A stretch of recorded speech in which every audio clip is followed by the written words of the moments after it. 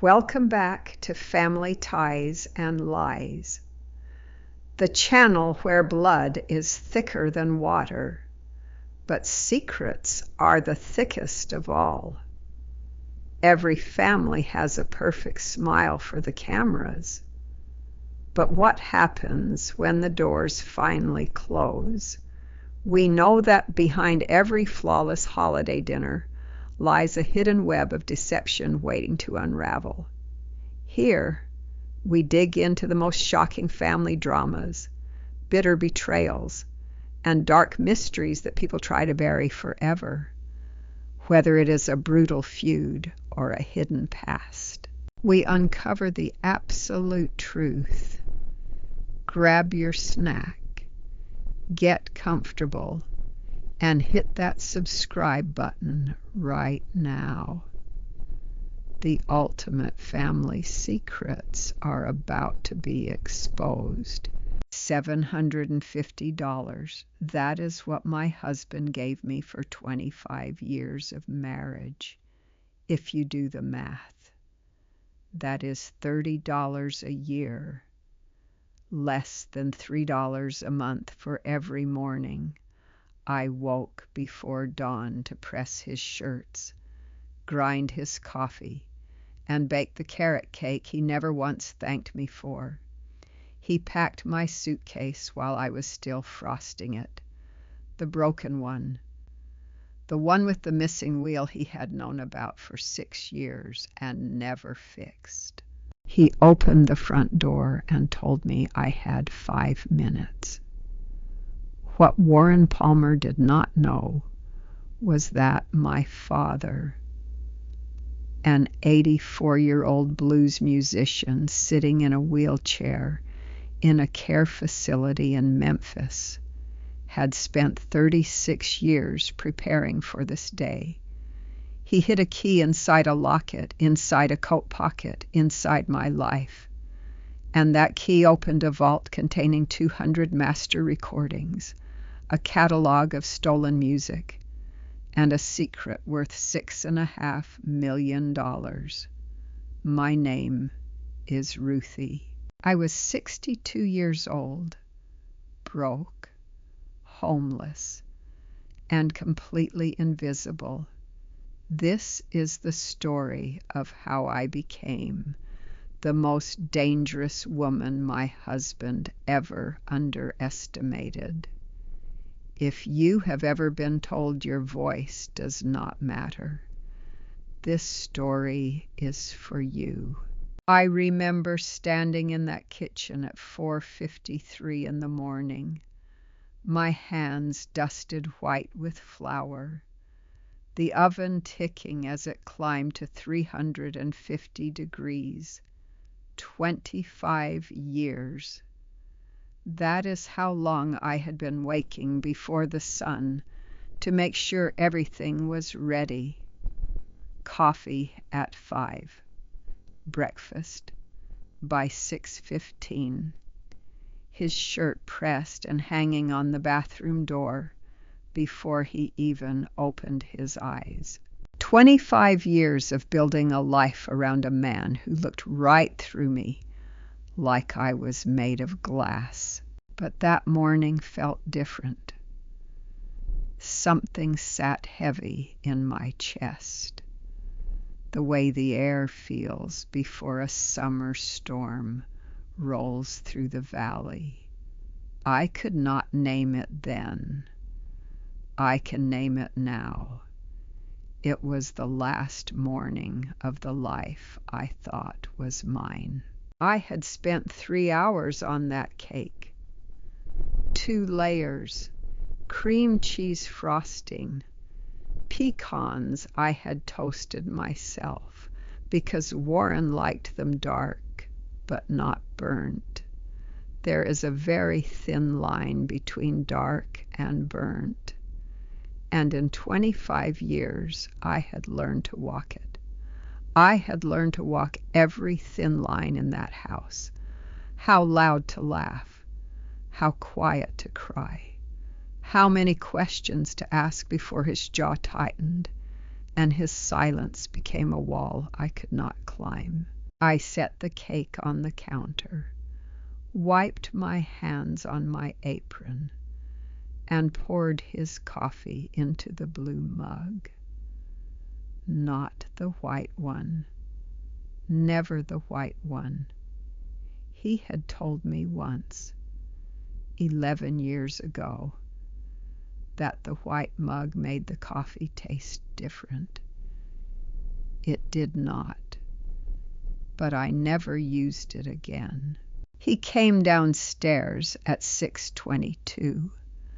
I know the exact time because I had been watching the clock above the stove, counting the minutes the way I always did, adjusting my smile, adjusting my posture, adjusting myself to whatever mood would walk down those stairs.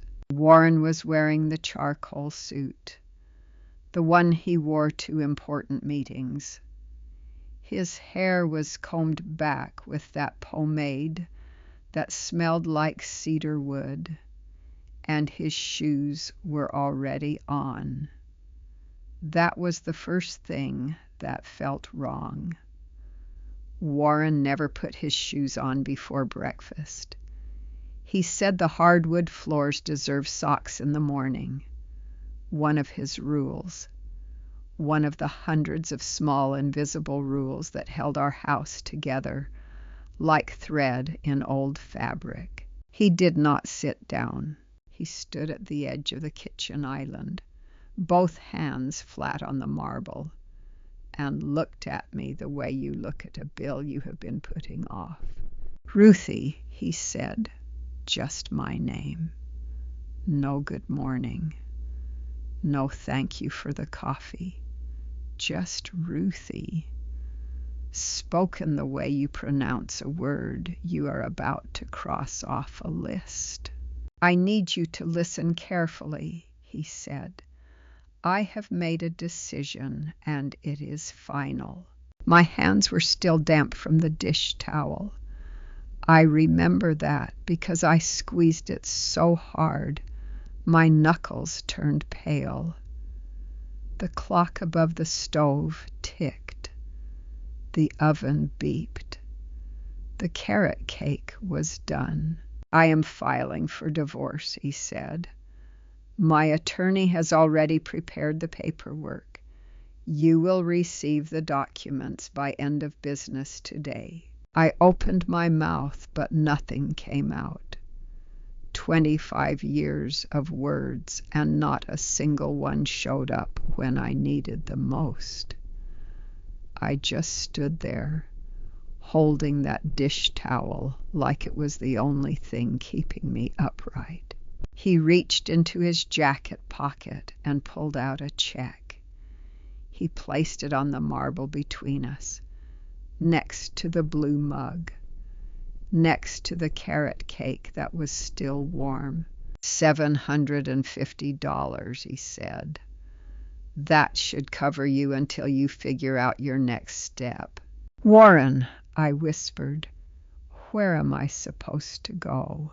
He picked up the blue mug, took one sip, and set it down without looking at me. That is not really my concern anymore, he said. He walked to the hallway. I heard the closet door open. When he came back, he was carrying my suitcase, the old brown one with the broken wheel that I had been asking him to replace for 6 years. He had already packed it. My clothes, my toiletry bag, a few books. He had already decided, probably days ago, maybe weeks. I was the last person in my own marriage to know it was over. He set the suitcase by the front door and opened it wide. June air came in, warm and thick with honeysuckle. The Nashville street was quiet. Our neighbors had not woken yet. no witnesses. He had timed it perfectly. I picked up the check. I picked up my purse from the hook by the door. I reached for the suitcase with the broken wheel. And as I did, my coat sleeve caught on the hall table. Something small fell from the coat pocket and hit the tile floor with a faint clink. I looked down. It was a silver locket, tarnished, no bigger than a quarter, on a thin chain so old it had turned almost black. My father's locket. I had not seen it in over a decade. I did not even know it was still in that coat. I must have slipped it into the pocket years ago and forgotten. Or maybe I did not forget.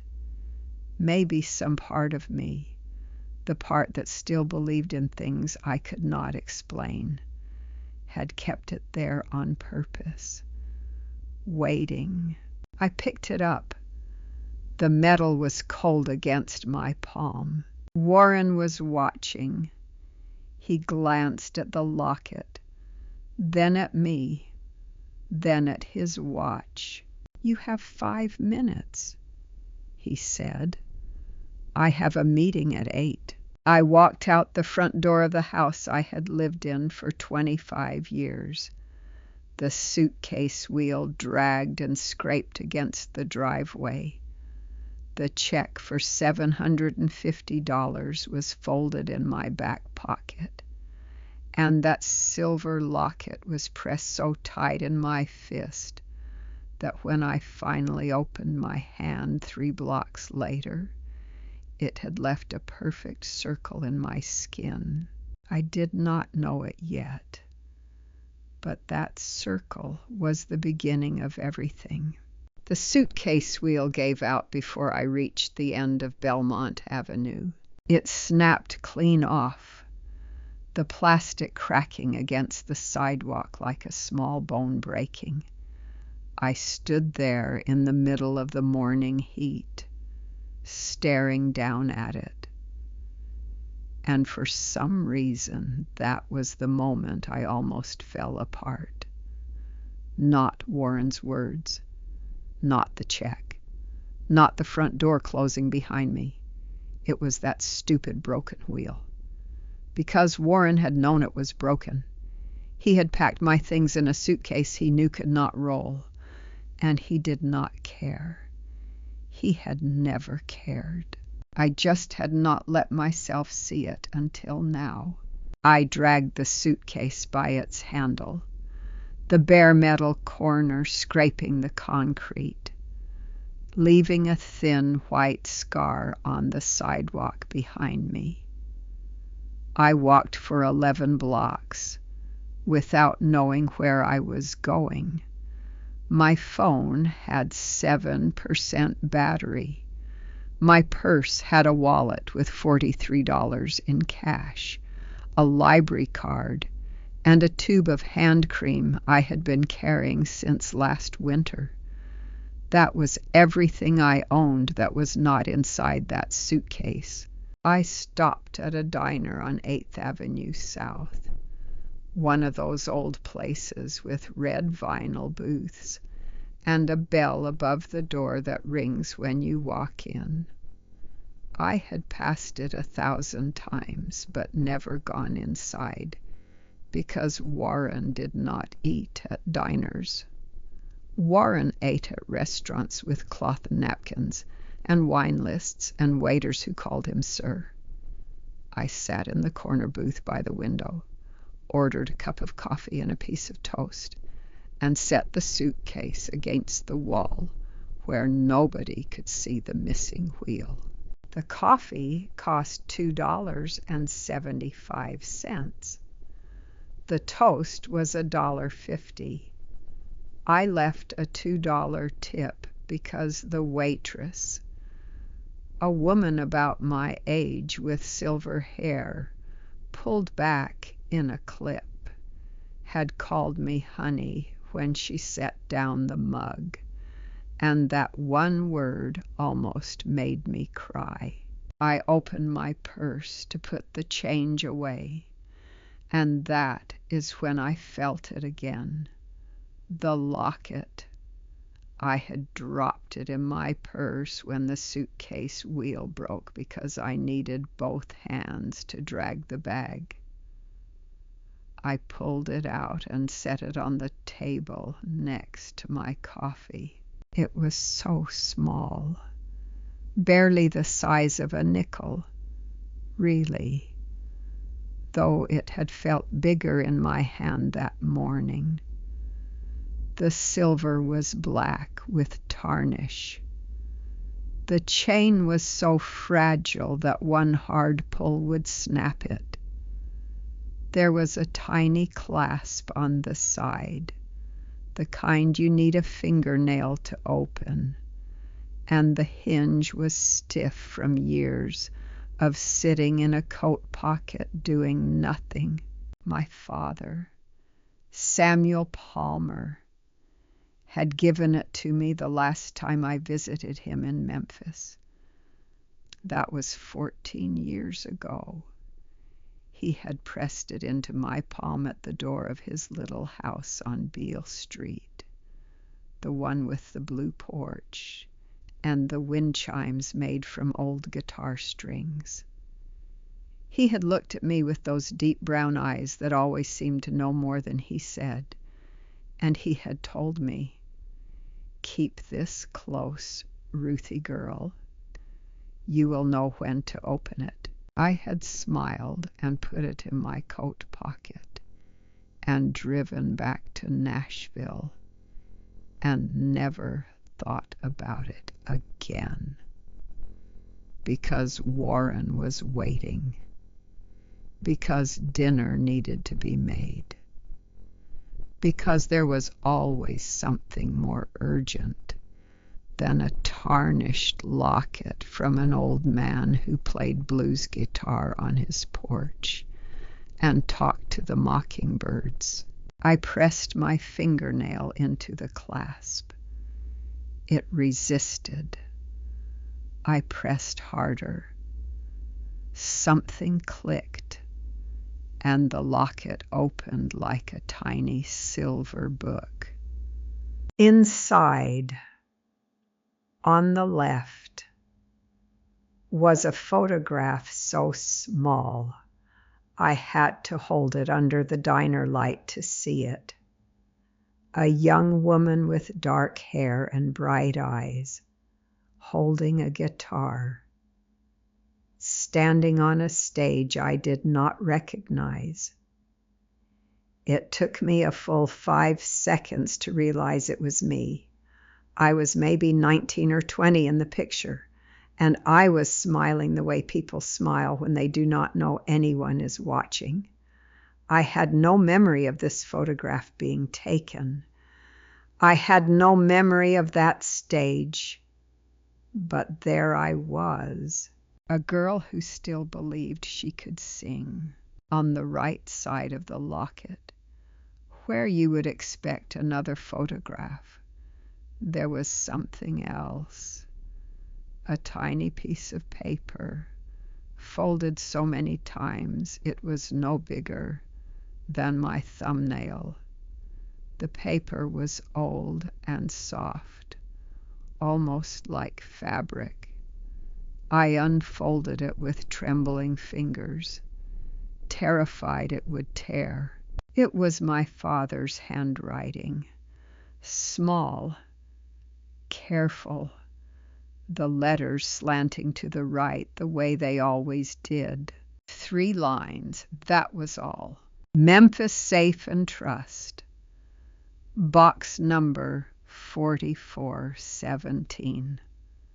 Ask for Florence. I read it 3 times, then a 4th. Memphis Safe and Trust. I had never heard of it. Box number 4417. I did not know my father had a safe deposit box.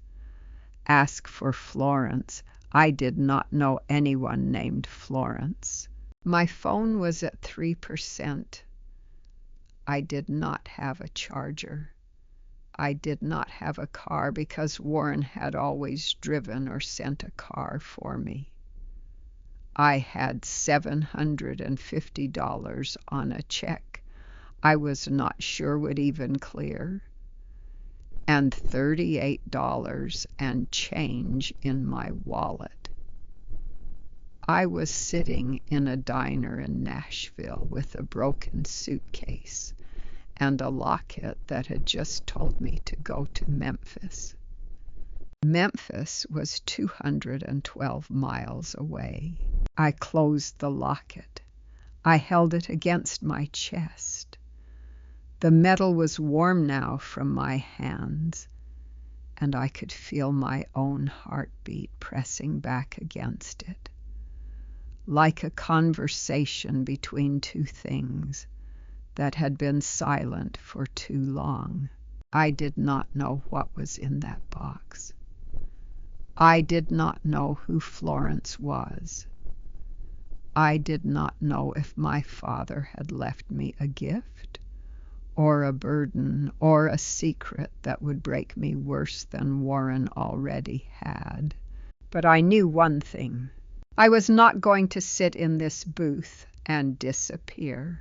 I folded the tiny paper back into the Locket, snapped it shut, and dropped it into my purse next to the check for $750. I finished my coffee.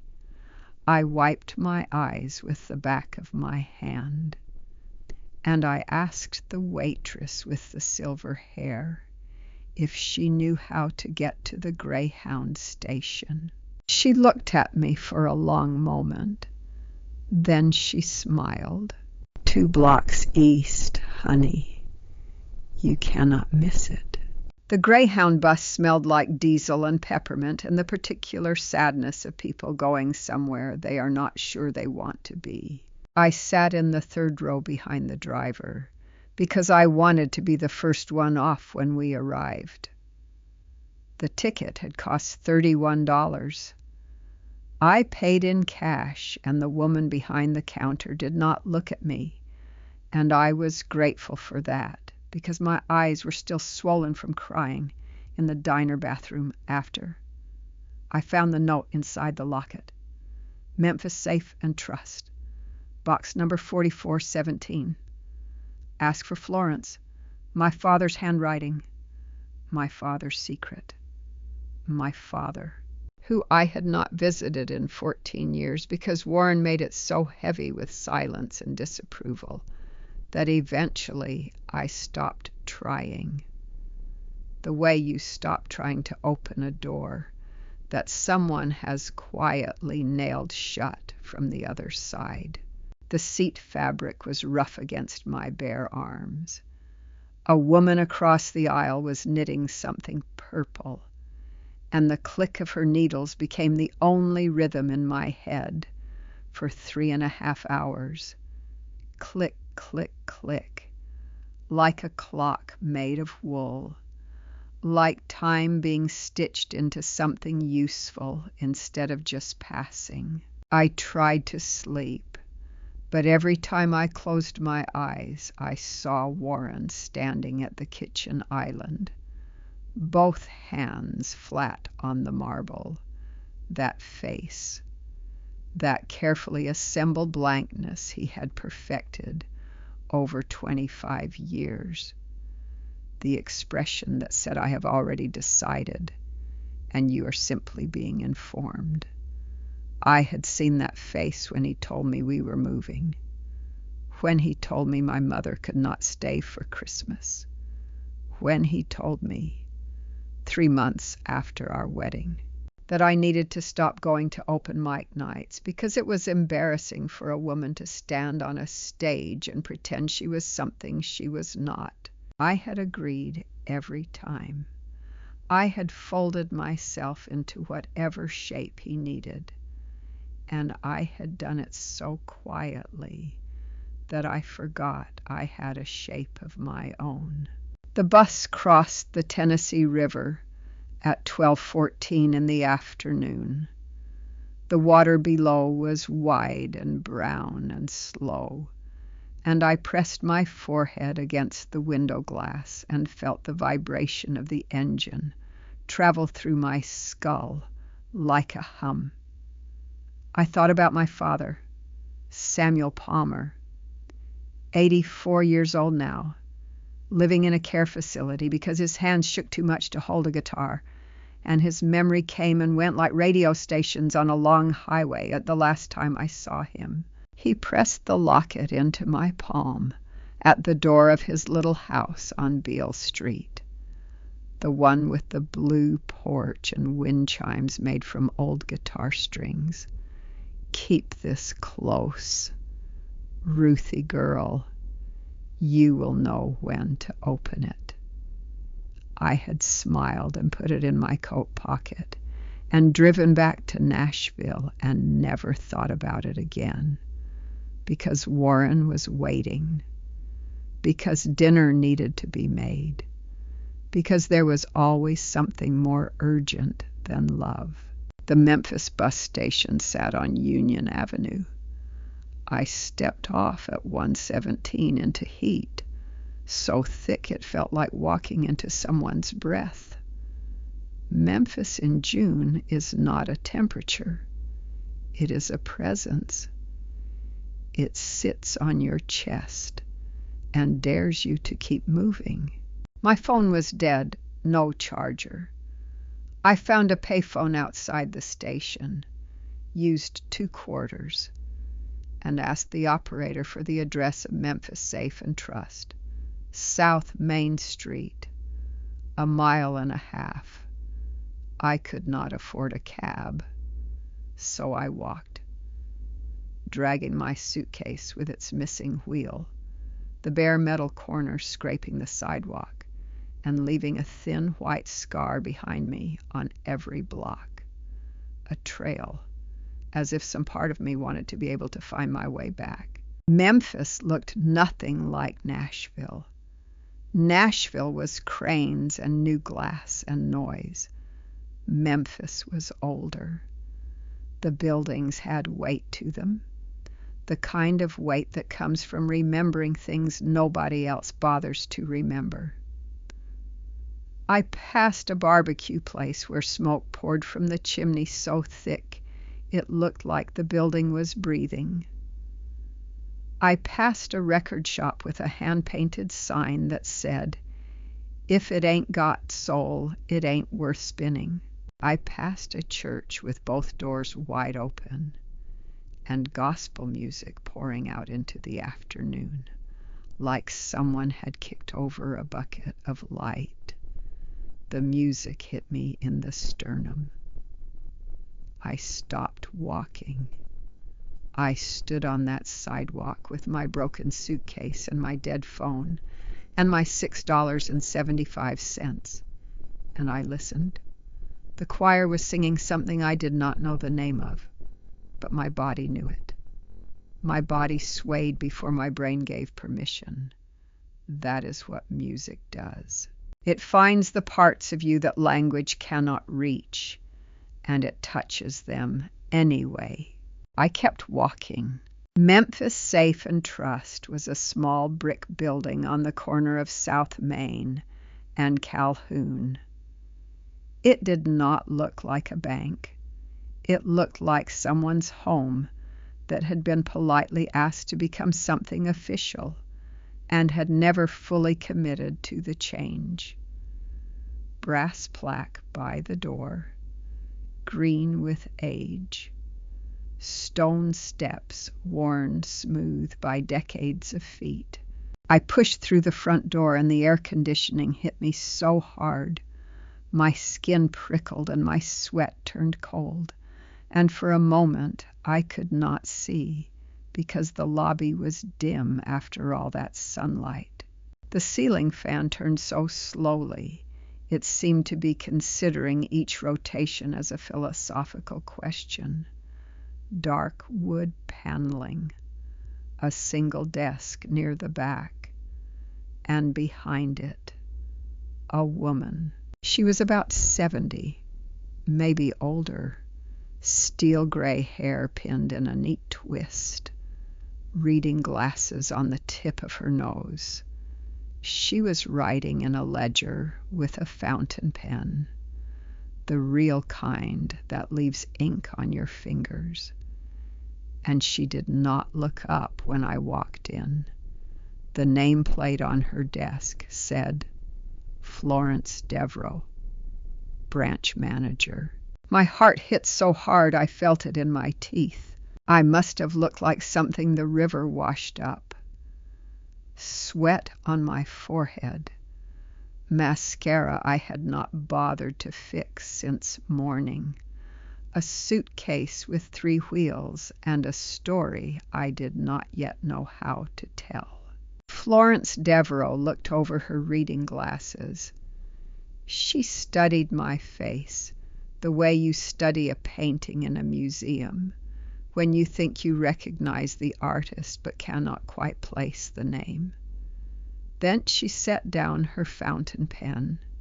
She folded her hands on the desk, and she spoke in a voice that was low and steady and warm as a cello playing in an empty room.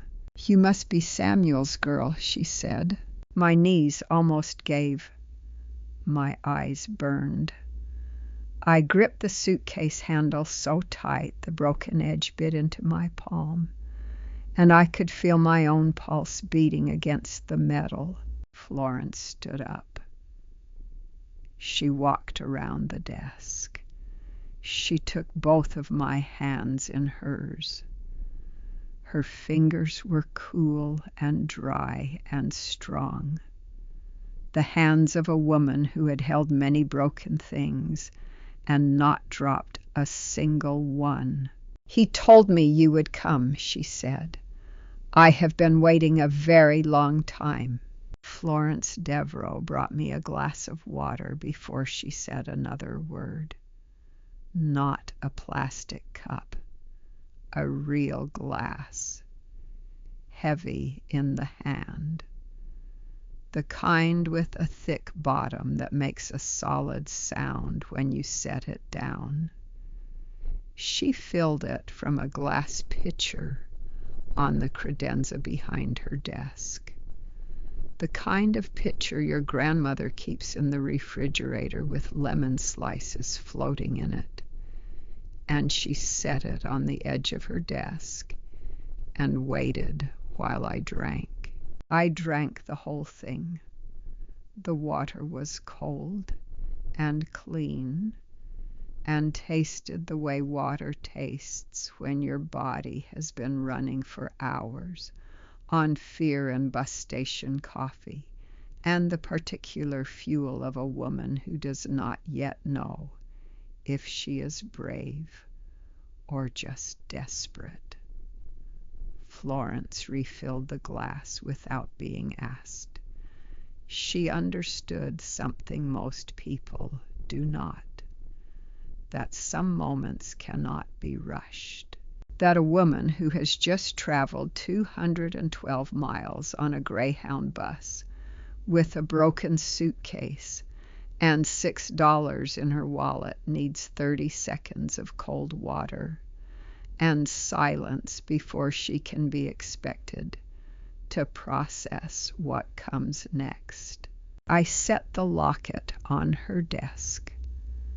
She picked it up and turned it in her fingers with the familiarity of someone who had held it before. She opened it, looked at the tiny photograph of me on a stage I could not remember, looked at the folded paper with my father's handwriting, and closed it gently, the way you close a book you have read many times and still love. Your father opened box 4417 in 1989, she said. He paid the annual fee every year for 36 years, never missed. He left instructions that it was to be opened only by you, only in person, and only when you came asking. 1989. I would have been a baby. My father had started building something before I could walk, before I could talk, before I knew his name or my own, or the difference between a song and a cry. He had looked at his infant daughter and seen a future that might need a safety net, and he had spent 36 years weaving it in a vault on South Main Street, where nobody would think to look. Florence led me down a narrow hallway lined with framed photographs. Old Memphis, Beale Street in the 50s, musicians standing in front of clubs that no longer existed, their smiles frozen in silver gelatin, their instruments held the way soldiers hold rifles in wartime portraits, with pride and necessity and the understanding that this is the thing that keeps me alive.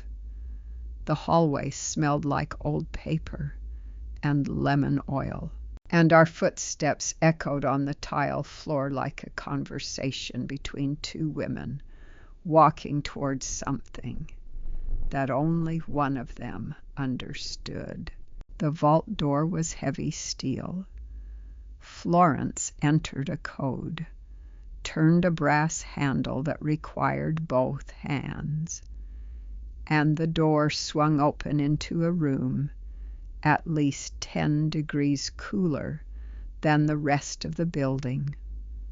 The cold hit my bare arms like a memory.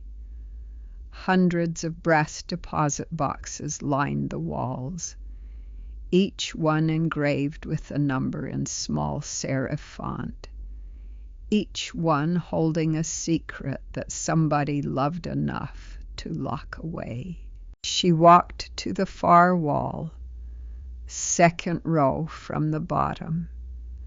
She inserted a key from a chain around her neck into one of 2 locks on box 4417. Then she stepped back.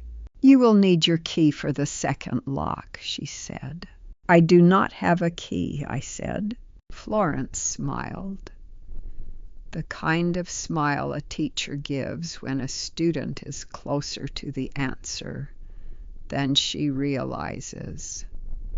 She pointed at the locket in my hand.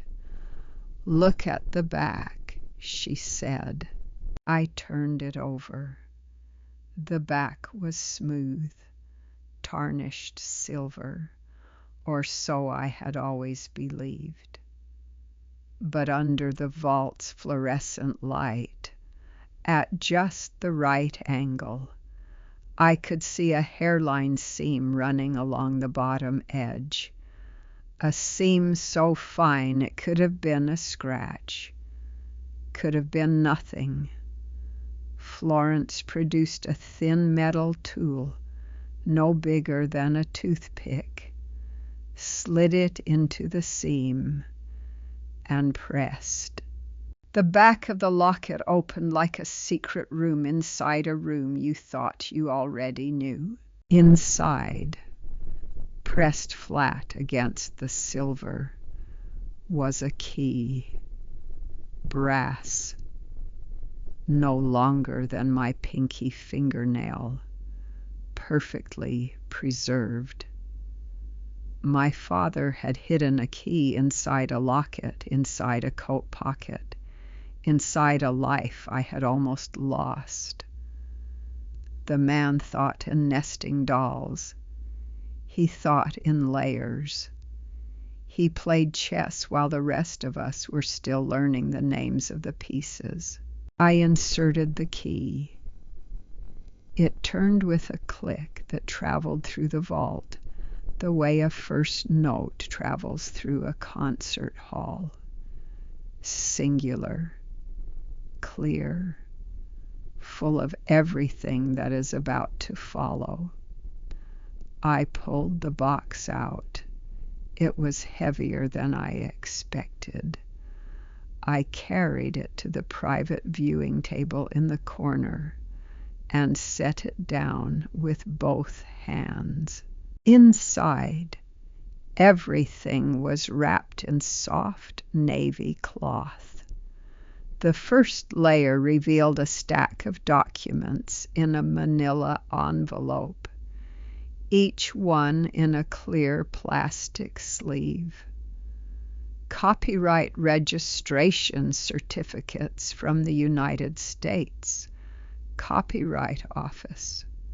My father's name, Samuel James Palmer. Dates stretching back to 1971. Below the first were dozens more, registration after registration, each for a different song, each bearing the names of musicians I vaguely remembered him mentioning when I was small. Blues artists, soul singers, session players who had recorded in Memphis and Nashville, and Muscle Shoals during the decades when American roots music was being born in small rooms by people who did not know they were making history. Beneath the documents were the tapes, reel-to-reel masters, more than 200 of them, each in a protective case, each labeled in my father's handwriting, each numbered and catalogued on a handwritten index card with the care of a man who understood that what he was protecting was not property, but memory. These were not copies. These were the original master recordings, the only ones in existence, the source. Florence had followed me to the table. She stood beside me with her hands folded, watching my face, the way she must have imagined watching it for 36 years. The face of Samuel's girl finally opening the box her father had spent his life filling. The last independent appraisal was conducted 18 months ago, she said.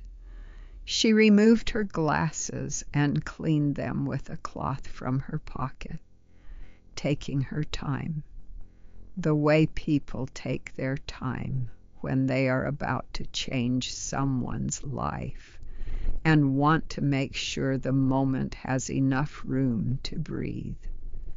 The estimated value of the catalog, master recordings, and publishing rights combined was $6.5 million. The room did not spin. It tilted. Something inside me shifted so violently that the floor seemed to lean to one side and stay there. $6.5 million. I had walked out of my house that morning with $750 and a suitcase with a broken wheel. I had ridden a bus with a dead phone and $6 in my wallet.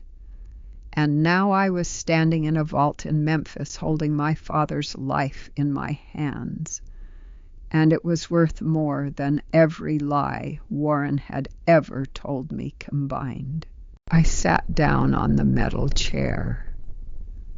I pressed both palms flat against the table because I was afraid if I let go of something solid, I would come apart. The chair was cold through my clothes. The tapes sat in their cases. The documents lay in their sleeves. 200 songs, 36 years of patience. One old man in Memphis who loved his daughter enough to build her a kingdom and hide it inside a locket no bigger than a quarter. Florence placed one hand on my shoulder. Her touch was light and firm, the touch of a woman who has been holding this secret for 3.5 decades and can finally set it down. "There is more," she said quietly. "He left you a letter." Florence walked to the door of the vault room. She paused with her hand on the frame, turned back to look at me, and said, "I will be at my desk. Take all the time you need." Then she pulled the door shut behind her with a click so soft it sounded like the period at the end of a sentence someone has been waiting 36 years to finish. I was alone. The envelope was cream-colored, heavy stationery, the kind you buy at a shop that still sells fountain pens and sealing wax and believes that some words deserve better paper than others. My father's handwriting was on the front. One word: Ruthie. The ink had faded to the color of a winter sky just before snow, and the edges of the envelope had gone soft from years of sitting in that drawer, waiting with the same patience that built everything else in this vault. I ran my finger across my name. I could feel the ridge where his pen had pressed harder on the earth. He always did that. Leaned into the first letter of my name, as if it deserved more weight than the rest, as if the R was a door, and everything that followed was the room inside. I opened the envelope the way I had opened the locket, slowly, with trembling fingers, terrified of tearing something that could not be replaced. 3 pages, handwritten on both sides, the same faded blue ink, the same rightward slant. The paper smelled like cedar and pipe tobacco. My father had not smoked a pipe in 20 years, but the scent had soaked into everything he ever touched, into every page he ever wrote. And here it was, rising from the paper, like a man walking into a room he had already left. I pressed the pages flat on the viewing table. I took one breath, and I read, "My dearest Ruthie girl, if you are reading this, then the day I prayed would never come has come anyway. You have found the locket, and you have found Florence, and that means something has gone wrong in your life that was too big to fix alone. I am sorry for that. A father is supposed to stand between his daughter and the world, and if you are sitting in this vault right now, it means I could not stand wide enough. But I am also not sorry, because what I could not prevent I prepared for. And what I prepared for you is the thing I spent my whole life building." I stopped. The words were swimming. I pressed my palms against the cold metal table until the shaking in my chest settled enough to continue. "Let me tell you what is in this box and why.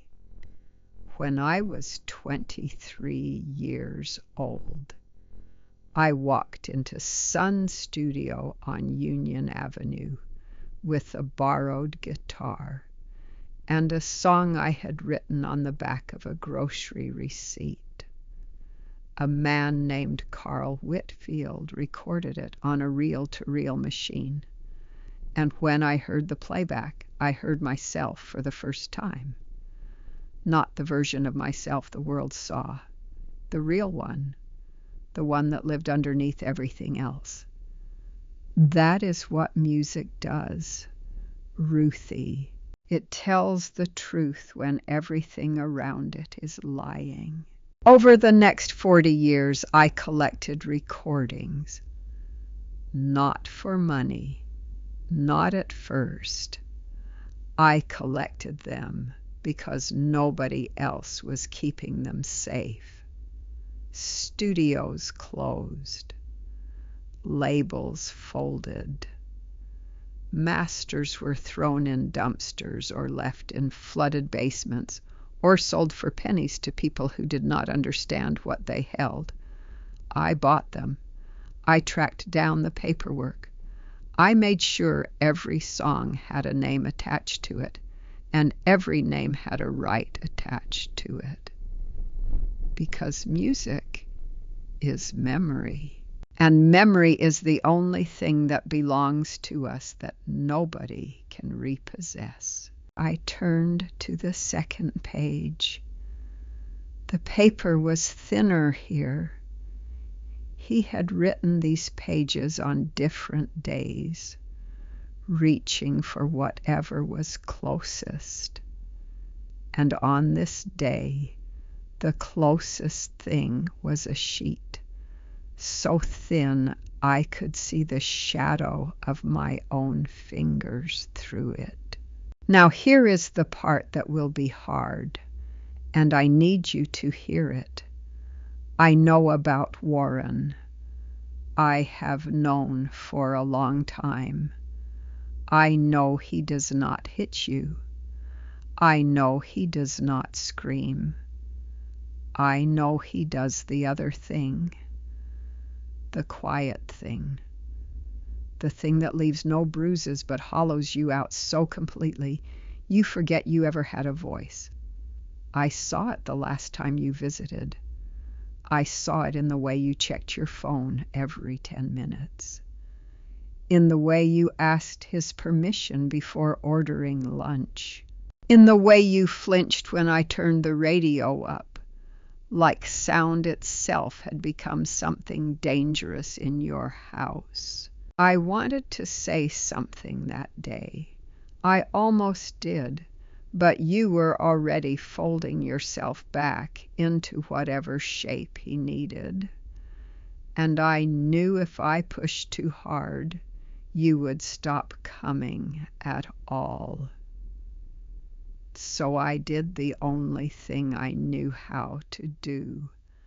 I put the locket in your hand, and I trusted that when the time came, you would open it. Third page. His handwriting was larger here, each letter pressed deliberately into the paper, as if he wanted to make sure I could read every word, even through tears, even through years. Ruthie, what is in this box is yours. Every tape, every document, every contract, every cent it is worth. This is not a gift. It is what was always supposed to be yours. You were the most talented singer I ever heard, and I am not saying that because I am your father. I am saying it because I sat in the audience at the Bluebird Cafe when you were 19 years old, and I watched 37 strangers put down their forks and stop chewing and just listen. That does not happen for ordinary voices. That happens for voices that change the air in a room. I do not know what Warren took from you. I do not know how deep the damage goes. But I know this. You are 62 years old or somewhere near it. and that means you have time. You have so much time, Ruthie girl. Do not let anyone, not him, not the world, not even that voice inside your head that sounds like his, tell you otherwise. Use what is in this box. Fight if you have to. Sing if you can. Build something that is yours and only yours. And when you are done, when you are standing in the sunlight again, go visit your old man. Tell me how the story ends. I love you more than every note I ever played. Your father, Samuel. I folded the letter along its original creases. I placed it back in the envelope.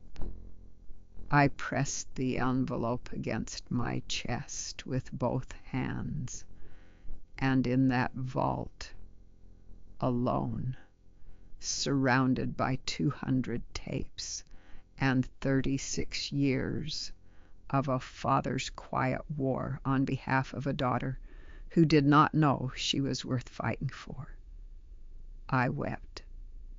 Not the careful crying I had learned in Warren's house, the kind that makes no sound and leaves no evidence. This was the other kind. The kind that starts somewhere beneath your ribs and rises through your chest and throat and eyes like water, breaking through a dam that has been holding too long.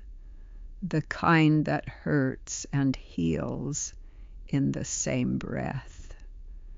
The kind that sounds like a woman, remembering she has a voice. When I finally stopped, the vault was silent. The tapes sat in their cases like patient witnesses. My father's words were still in my ears, steady as a bass line that holds a song together, even when everything above it falls apart. I did not feel rescued. I did not feel saved. I felt inherited, and that was better than both. I carried my father's letter out of the vault room the way you carry a newborn, with both hands, barely breathing, terrified that one wrong movement would break something that could never be repaired. The lobby of Memphis Safe and Trust was cool and quiet. The ceiling fan turned its slow philosophical circles above me.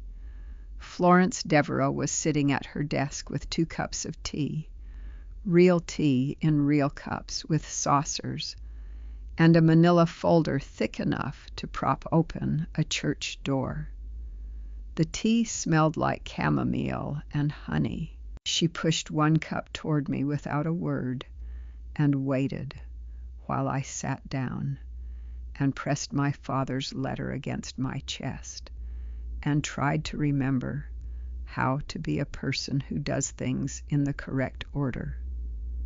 Drink the tea, open the folder, listen to what comes next. Your father anticipated that you would need legal help, Florence said. Her voice had the same cello warmth it carried when she first spoke my name. But now there was something underneath it, something businesslike and sharp. The sound of a woman shifting from comfort to strategy. He set aside a portion of the catalog royalty specifically for that purpose. There is an account here in your name with a current balance of $87,000. It has been accumulating interest since 2004. I set the teacup down so hard it rattled against the saucer. $87,000. An account with my name on it. For 21 years, I had been asking Warren for grocery money in increments of $60 and $70. Standing in the kitchen with my hands still wet from washing his dishes, explaining why I needed $4 extra for a magazine at the checkout counter. I once apologized to my own husband for buying a $3 bottle of hand cream. I said I was sorry for hand cream, and the whole time, $87,000 had been sitting in a brick building on South Main Street in Memphis, in an account with my name on it, accumulating interest with the patience of a father who knew his daughter would eventually need to run. Florence reached into the folder and pulled out a business card, cream-colored, embossed, simple. Diana Blackwell, attorney at law, family and asset recovery, Nashville, Tennessee. Diana is the best in the state for cases like yours, Florence said. Your father met her 12 years ago at a fundraiser for the Memphis Music Hall of Fame. He told her about you. Not everything. Just enough. She has been expecting your call. Expecting my call. 12 years. My father had met a lawyer at a fundraiser and told her about a daughter who might someday need help escaping a marriage she did not yet know she needed to escape. He had planted seeds in soil I could not see, in a garden I did not know existed, and every single one of them was blooming now, in this lobby, in this chair, with chamomile tea cooling in a cup with a saucer. I called Diana from Florence's desk phone that afternoon. The handset was heavy, old-fashioned, the kind with a coiled cord that tangles if you pace. I did not pace. I sat perfectly still. Diana's voice came through the line, clear and sharp, the voice of a woman who bills by the hour and does not waste a syllable of anyone's time. She asked 3 questions. How long were you married? Did he control the finances? Do you have documentation? I answered 25 years. Yes. And I do not know. She told me to be in her office at 9 the next morning and to bring every piece of paper I had. Then she said something that embedded itself in my ribs like a fishhook. Ruthie, you are not starting from zero. You are starting from the truth. That is a much better place. I took the Greyhound back to Nashville that evening.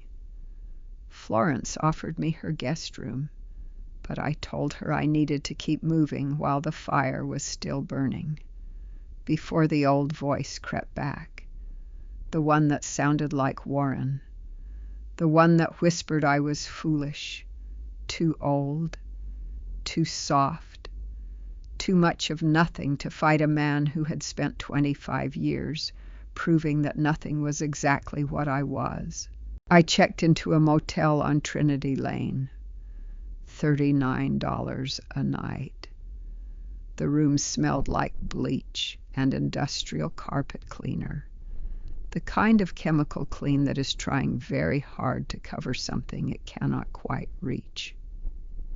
The air conditioner rattled like a box of loose teeth. I hung my one good blouse on the shower rod, sat on a mattress that dipped in the middle like a hammock made of regret, and read my father's letter one more time before turning off the light. Diana's office was on the 4th floor of a limestone building on Church Street. She was waiting in the lobby at 8:51 when I arrived, 9 minutes early, because punctuality was one of the few gifts Warren gave me that I did not want to return. She was tall, mid-50s, with close-cropped hair going silver at the temples, and a handshake that meant business in a language older than English. She wore no jewelry except a watch with a leather band, and her eyes moved across a room the way a hawk's eyes move across a field, missing nothing, judging everything, deciding in real time what was prey and what was wind. We sat in her office for 4 hours. Sunlight came through the window in a long rectangle that moved across the floor, like a slow hand on a clock. She had pulled the public records on Warren Palmer before I arrived. What she found made her go quiet, and quiet was not Diana Blackwell's natural state. Warren's declared assets included the Belmont house, a joint checking account averaging $11,000, and a brokerage account worth roughly $220,000. That was the version of our life he had built for my eyes. A doll house, a set, a lie with furniture in it. The real version was different. Diana had traced 3 corporate accounts tied to Warren's production company. One in the Cayman Islands, one inside a Delaware limited liability corporation, one in a trust registered to his mother's maiden name, though his mother had been dead for 9 years. Combined, these accounts held just over $4 million. He also owned 2 condominiums in downtown Nashville that I had never heard of. One rented for $6,000 a month. The other was listed under the name of a woman named Jade Rivers. Diana set her pen down. She looked at me the way Florence had looked at me, the way my father must have looked at the locket before he sealed the key inside it, with gravity, with purpose, with the particular steadiness of someone who has seen this story before and knows exactly how to end it differently. Your husband has been hiding assets for at least 15 years, she said. If you had taken that check and walked away, he would have kept everything. She pulled out a legal pad covered in her own handwriting. But he made mistakes, she said. People who hide money always do. I have enough to freeze his accounts and file an emergency asset preservation motion by end of business Friday. Once we file, he will know, and he will come at you with everything he has. She paused. Are you ready for that? I thought about the carrot cake on the counter, the broken wheel on the sidewalk, the gospel music pouring out of the church on my walk through Memphis, my father's pen pressing harder on the R of my name, because the first letter of his daughter deserved more weight than the rest. I am ready, I said, and for the first time in 25 years, I meant it. Warren found out on a Tuesday. Diana filed the emergency motion at 4:17 in the afternoon on Friday. By Monday morning, the court had frozen 3 of his accounts and issued a subpoena for corporate records dating back 12 years.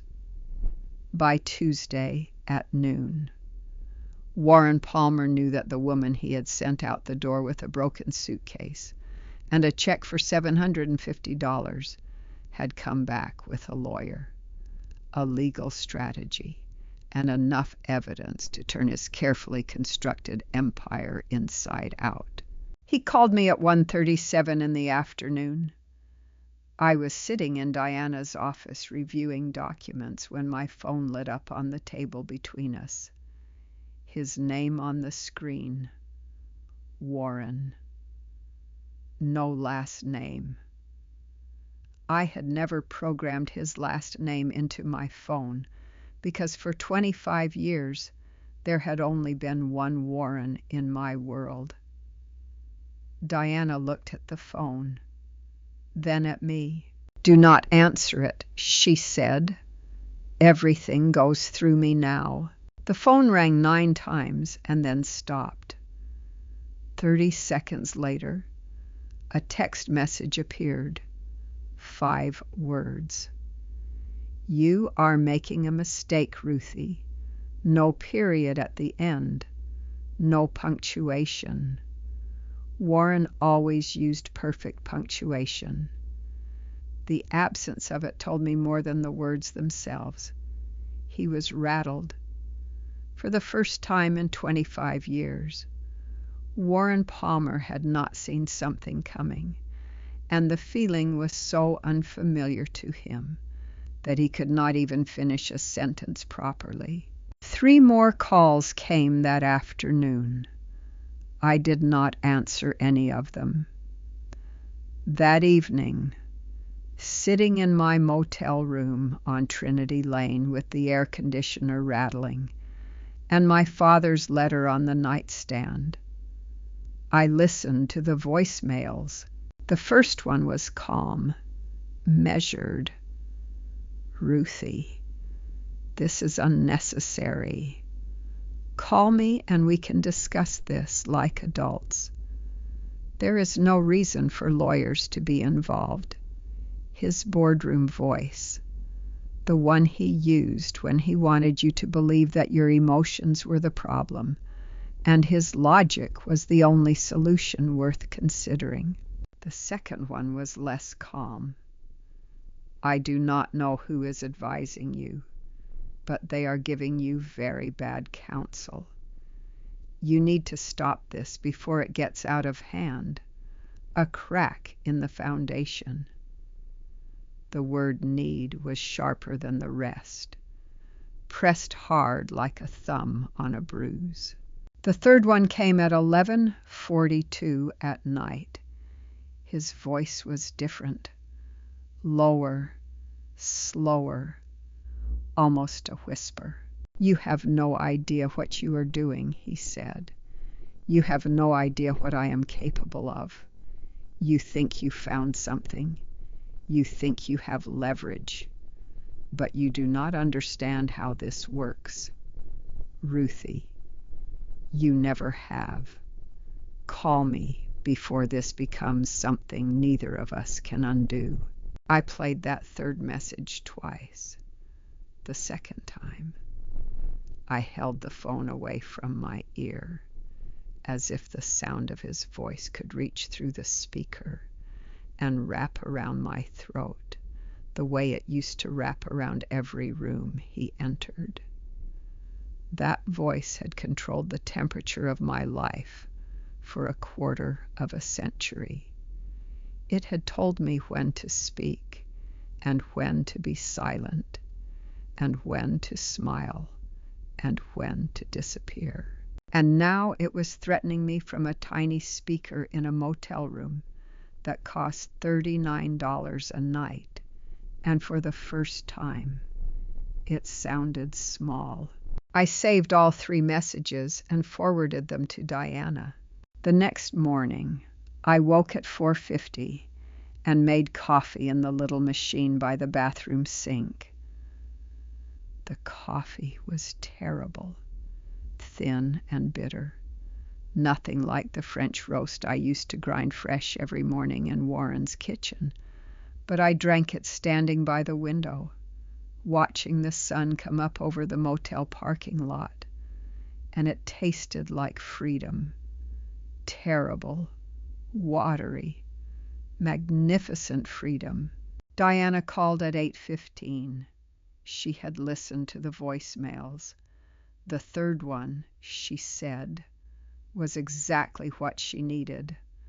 A recorded threat from a man whose hidden assets were already under judicial scrutiny.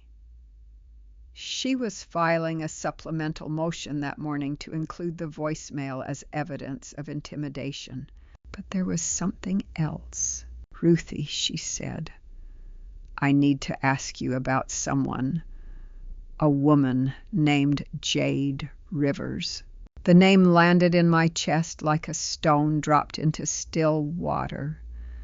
Jade Rivers, the name from the condo records. The woman whose name was on the lease of Warren's second downtown property.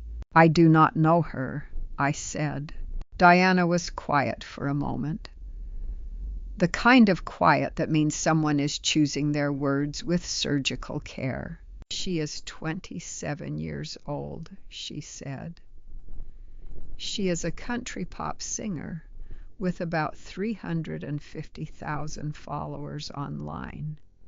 She has been living in that condo rent-free for approximately 2 years, and based on the financial records I have obtained so far, Warren has been funneling money to her through one of his corporate accounts. I sat down on the edge of the motel bed. The mattress sagged under me. Outside, a truck horn blared on the interstate. There is more, Diana said. I have reason to believe she is not just a romantic interest. I think she is also a business asset.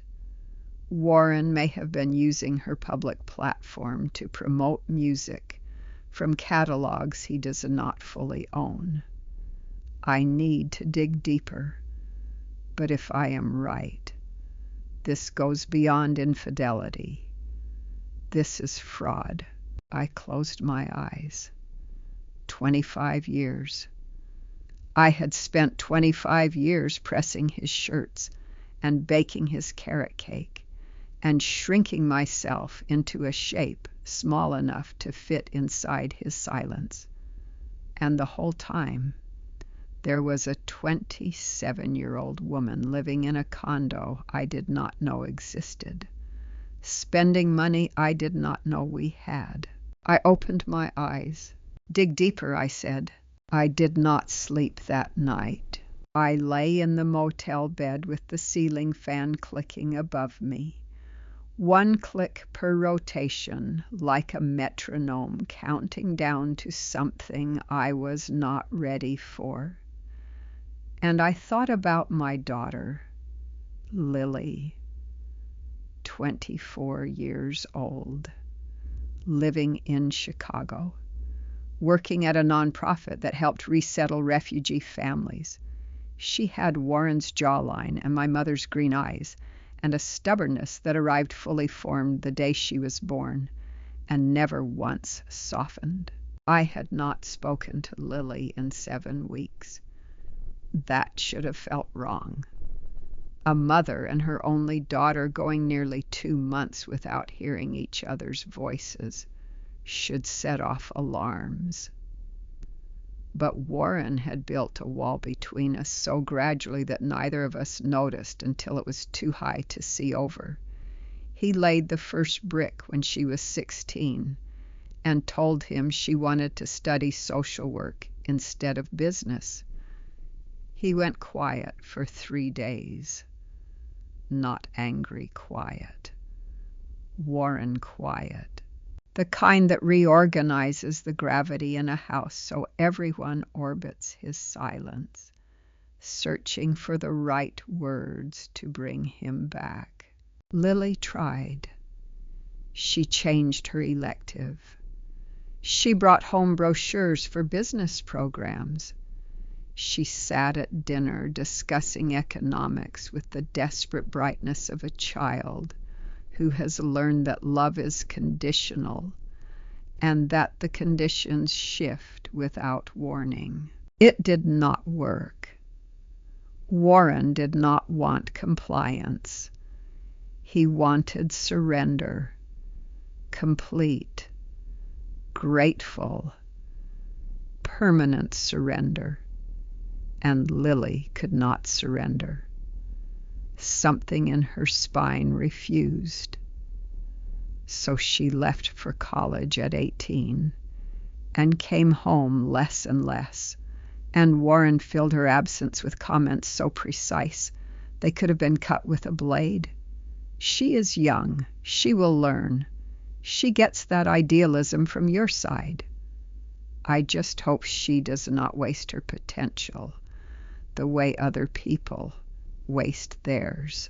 That last one was always aimed at me, the angle he used to fire.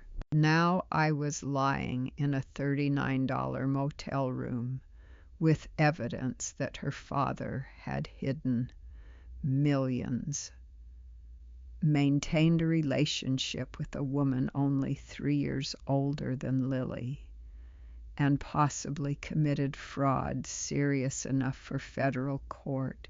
And I had to tell her. I had to find words that would reveal the truth about the man who raised her without severing whatever fragile thread still connected them. That thread was thin. I could almost feel it in the dark. One wrong sentence and it would snap. I got up at 2 a.m. and sat at the small desk by the window. The motel notepad had a faded magnolia blossom on top that looked like it had been designed in 1986. I picked up the pen chained to the lamp, the cheap kind with ink that skips if you press too lightly. A letter, not a phone call, not a text. Lily deserved my handwriting, my time. The proof that her mother sat alone at 2 a.m. and weighed every word before writing it down. I started 4 times. The first 3 ended up crumpled in the wastebasket. Too angry, too sad, too careful.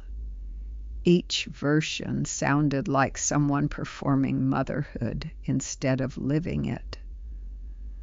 The 4th time, I stopped trying to get it right and just told the truth. Dear Lily, I am writing this from a motel on Trinity Lane in Nashville. Your father asked me to leave our home 8 days ago. He gave me a suitcase with a broken wheel and a check for $750. And told me to figure out my next step. I need you to hear this from me before you hear it from anyone else, because this story is about to get very complicated. I told her about the Locket, about Memphis and the Greyhound bus and Florence Devereaux waiting behind a desk with a fountain pen, about the vault and the 200 master recordings and the catalog worth $6.5 million, about her grandfather Samuel and the letter he wrote, and the way he had seen through Warren years before I could open my own eyes, about Diana Blackwell and the frozen accounts and the hidden corporations and the 2 condominiums I never knew existed. And then I told her about Jade Rivers. I did not editorialize. I did not call her father names or tell Lily how to feel. I wrote the facts the way Diana had given them to me, plain and unadorned, because Lily was smart enough to see the shape of the truth without arrows drawn around it. She had always been smart enough. That was the thing Warren never understood. He thought she left because she was rebellious. She left because she could see. I ended the letter the only way I knew how. Lily, I am not writing this to turn you against your father or to make you choose sides. I am writing this because for 25 years I kept quiet about things that were hurting me, because I believed silence was the same as strength. I was wrong. Silence did not protect our family. It gave the damage room to grow in the dark. I love you. I have loved you since the first second I held you. Whatever you decide to do with this information, I will still be here. That is the one thing that has not changed and will not change." I signed it Mom, not Ruthie, not Ruth Ann Palmer. Mom, because that was the truest name I had ever carried. Truer than wife, truer than anything Warren had called me, and the only title I earned entirely on my own. I folded the letter into an envelope from the front desk. I addressed it to Lily's apartment in Chicago, the address I had memorized, even though Warren called me sentimental for keeping it in my head instead of my phone. I put a stamp on it from a book I bought at the bus station. At 6:15 in the morning, when the first gray light was pushing through the curtains and the parking lot was still empty, I walked to the mailbox on the corner of Trinity Lane and dropped it in. The metal lid clanged shut like a single bell in an empty church. I stood there with my hand on the warm metal, the early sun just reaching my shoulders, and I felt something I had not felt in so long I barely recognized it. I felt like a mother again. The letter reached Chicago on a Thursday. I know this because Lily called me at 9:22 that night. I was sitting on the motel bed, eating a sandwich I had bought from the gas station across the street, the kind wrapped in plastic with the crusts already going stale. My phone buzzed on the nightstand and her name appeared on the screen, and my heart hit so hard I could feel it in the base of my throat. I picked up on the second ring. She did not say hello. She did not say Mom. The first thing my daughter said was, "Is it true?" "All of it," I said. Silence. Not Warren's kind of silence. Not the kind designed to punish or control. This was the silence of a young woman sitting alone in an apartment in Chicago, holding a handwritten letter from her mother, trying to rearrange everything she thought she knew about her own family. I could hear her breathing. Short, shallow, the way you breathe when you are trying very hard not to cry. I waited. I had spent 25 years filling silences because Warren trained me to believe that empty air was dangerous. But this silence belonged to Lily, and I was not going to take it from her. She spoke again after what felt like a full minute, but was probably closer to 15 seconds. "I need to ask you something, and I need you to tell me the truth," she said.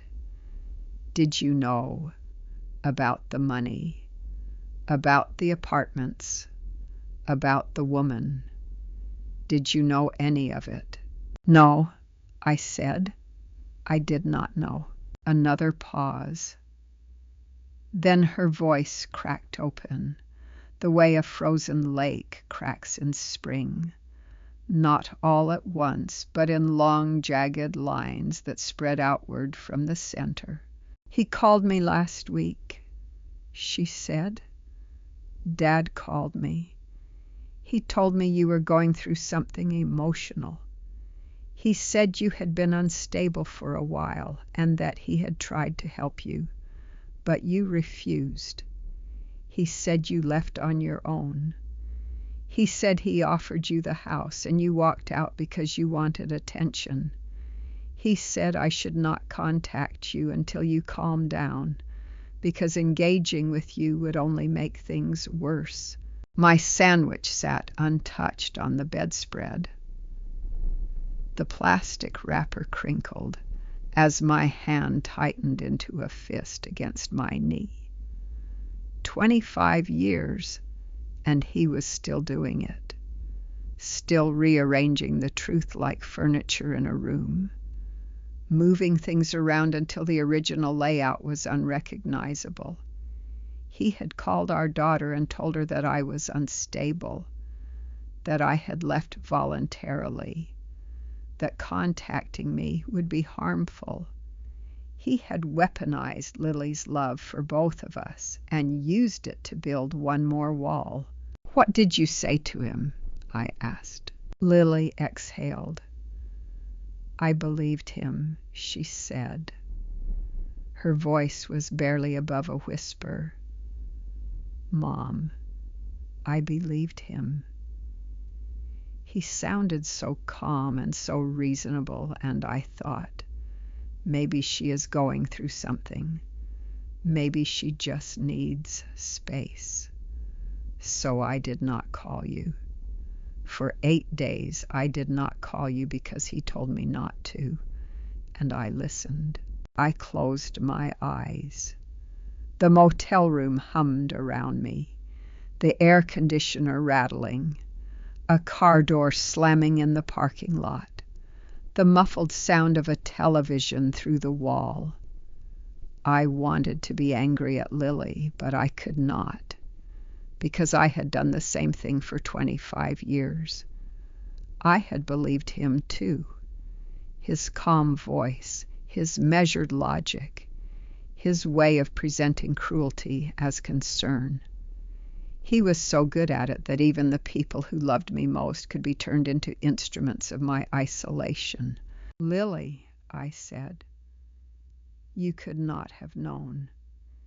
He has been doing this your entire life. He did it to me for 25 years before I saw it." She was crying now, not the restrained kind, the kind that comes in waves, where the breath catches and the words have to fight their way through. "I want to see the document," she said. "Everything. The bank records, the corporate filings, the lawyer's findings. All of it. I want to see it with my own eyes." "I will send you everything," I said. "Diana can put together a summary for you." "I do not want a summary," she said. "I want everything, every page. I am not a child. Mom, do not protect me from this."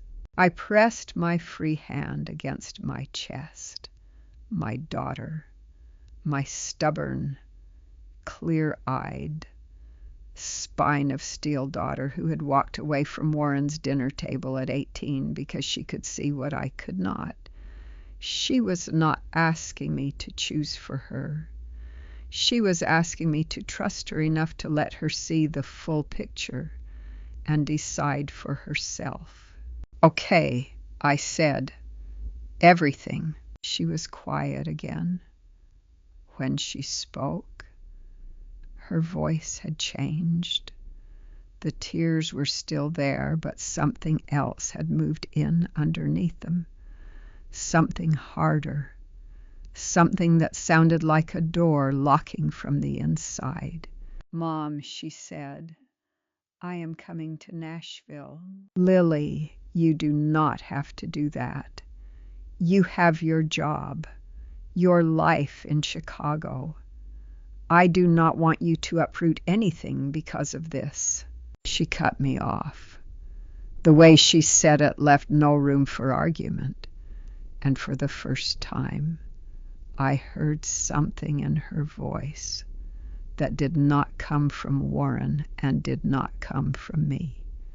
It was entirely hers. "I already bought the ticket," she said. "I land Friday at 2:15 in the afternoon. Pick me up at the airport. And Mom," she paused, "bring the locket. I want to see what Grandpa left us." I hung up the phone and set it on the nightstand next to my father's letter. The sandwich was cold. The room was quiet. Outside, the Nashville sky was black and starless. The kind of sky that makes you feel like the whole world has pulled a blanket over its head. But somewhere in Chicago, my daughter was packing a bag. She was coming home, not to Warren's house on Belmont Avenue, not to the life he had constructed and controlled. She was coming to me, to a motel on Trinity Lane with a broken air conditioner and a gas station across the street, and a mother who was only just learning how to stand up straight again. I picked up the locket from the nightstand and held it in my palm. The silver was warm now, almost alive, as if it knew that the circle my father started was beginning to close. Friday, 2:15 in the afternoon. I would be there. Lily came through the sliding glass doors at Nashville International Airport, pulling a small black suitcase with wheels that actually worked. And that was the first thing I noticed, because my brain had been broken by Warren Palmer into measuring love through details so small most people would never think to look. She was thinner than the last time I saw her. Her hair was shorter, cut just above her shoulders, and she was wearing a green army jacket over a white t-shirt and jeans that had a hole in the left knee that might have been fashion or might have been poverty, and I could not tell the difference anymore. She looked tired, not travel tired, soul tired, the kind of tired that moves into the skin beneath your eyes and takes up permanent residence. She saw me standing by the arrivals gate in my one good jacket, the same coat that had carried my father's locket for 14 years without either of us knowing what it held. I had washed it in the motel bathtub with a bar of soap the size of a matchbox, and it still smelled faintly of bleach and Trinity Lane. She stopped walking. I stopped breathing. 20 feet of airport floor stretched between us, filled with strangers dragging luggage and holding paper coffee cups and living their ordinary Friday afternoons, as if the world had not just tilted on its axis. She closed the distance in 5 steps. Her arms went around me so tight I could feel her heartbeat against my collarbone, fast and hard. The heartbeat of a daughter who has just learned that everything she believed about her family was built on sand. She smelled like airplane air and peppermint gum, and something underneath both of those things that I recognized from when she was small, a scent that belongs only to your own child. Impossible to name, impossible to forget. The one thing in this world that no man can steal from you, no matter how many accounts he hides or how many doors he locks. We stood there. The automatic doors opened and closed behind us, breathing warm June air that smelled like jet fuel and magnolia. And neither of us said a word, because some reunions do not need language. They need weight. They need 2 bodies remembering that they used to be one. I drove us to the motel in the rental car Diana had arranged. Small gray sedan, crack in the windshield running from the bottom left corner to just past the rearview mirror like a river on a map that led nowhere. Lily sat in the passenger seat with the document folder in her lap. Diana had compiled everything, over 200 pages, financial records, corporate filings, property deeds, offshore account statements, and the sworn financial disclosure Warren had signed under penalty of perjury, declaring a net worth roughly 1/18 of what he actually possessed.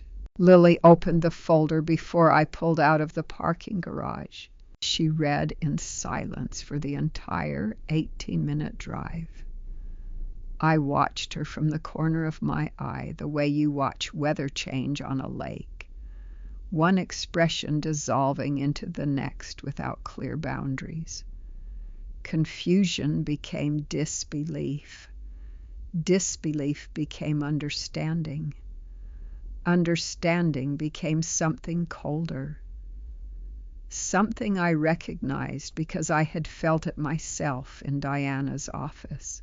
It was the moment you realized that the person you trusted most in the world constructed a second life behind your back and used your love as the mortar. At the motel, she sat on the edge of the bed and kept reading. I made 2 cups of terrible coffee from the machine by the bathroom sink and set one on the nightstand beside her. She did not touch it.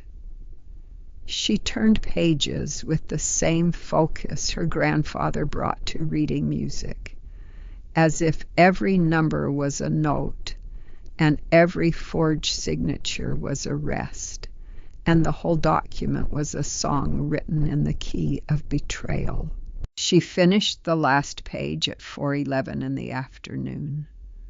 She closed the folder.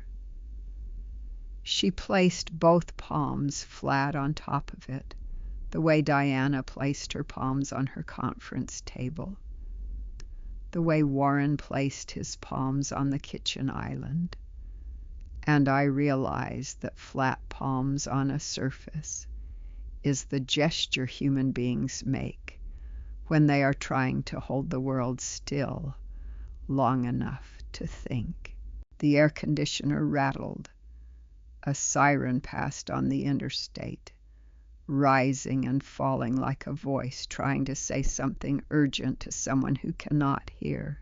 Then she said something I was not expecting. "Mom, I need to tell you about Jade Rivers." The room contracted, not the walls. The air, everything between me and my daughter, compressed into a space so tight I could hear my own blood moving through my ears. "I know who she is," Lily said. "Not from Dad's records. I know her because she contacted me 6 months ago." 6 months. Jade Rivers had reached out to my daughter in December, half a year ago, while I was still waking at 4:50 to grind Warren's coffee and press Warren's shirts and believe that the life I was living was the only one that existed, while I was apologizing for hand cream. Lily pulled her phone from her jacket pocket and turned the screen toward me, an email thread going back to December. Dozens of messages. She scrolled slowly enough for me to see the timestamps, the subject lines. The desperate, careful language of a young woman trying to tell a stranger that her father was a monster without knowing whether the stranger would believe her. "She told me she was a singer," Lily said. "Country pop. 350,000 followers. She said a producer in Nashville had promised to launch her career, moved her into an apartment, paid her bills, introduced her to people, made her believe everything was about to happen, And then she started finding things that did not make sense. Lily's hand was steady, but her voice was not. He was taking songs from catalogs he did not own, registering them under his company, collecting royalties on dead men's music. When she asked questions, he told her she was confused, told her she did not understand the business, told her if she kept pushing, he would drop her and she would have nothing. Lily set the phone on the bed between us. The screen glowed in the dim motel room like a small blue wound. "Mom," she said. Her eyes were dry but red, wrung out somewhere between Chicago and here. "He did to her exactly what he did to you. The apartment, the money, the isolation, the silence. He found a young woman who wanted something badly enough to trust him, and he used that trust to build a cage around her. Same blueprint, same architect, 25 years apart." I stared at the phone. Jade Rivers, 27 years old, living in a condo Warren owned, singing songs Warren stole, trapped in a room I knew by heart because I had lived in it for a quarter of a century. The furniture was different. The address was different, but the locks were the same. "She wants to help," Lily said. "She has emails, contracts, recordings. She kept everything because she knew someday she would need proof. She just did not know who to give it to." I picked up the cold coffee from the nightstand. I took one sip. It tasted like nothing and everything, like the last cup of something you will never drink the same way again, because the person drinking it is no longer the person who poured it. "Where is she now?" I asked. Lily picked up her phone. "She is in Nashville," she said, "and she is ready to talk." Diana Blackwell's conference room smelled like old leather and fresh coffee, and the particular tension that fills a room when people are preparing for war. The table was mahogany, 12 feet long, polished so deeply that the overhead lights reflected off its surface like small moons trapped under glass. Diana had arrived before dawn. I knew this because when I walked in at 8:47, 4 minutes before the others, her coffee cup was already empty, and the documents were already laid out across the table in a pattern so precise it looked like a surgeon had arranged instruments before an operation. Printed emails on the left, scanned session logs in the center, screen captures of text conversations between Warren and his accountant Gerald Fisk on the right, photographs of contracts bearing signatures Diana's investigator had spent 4 days verifying, lined along the far edge like evidence at an inquest. And in the middle of it all, one empty space, a small clearing on the mahogany, directly in front of the chair where Warren would sit. That was where Diana told me to place the locket. I set it down.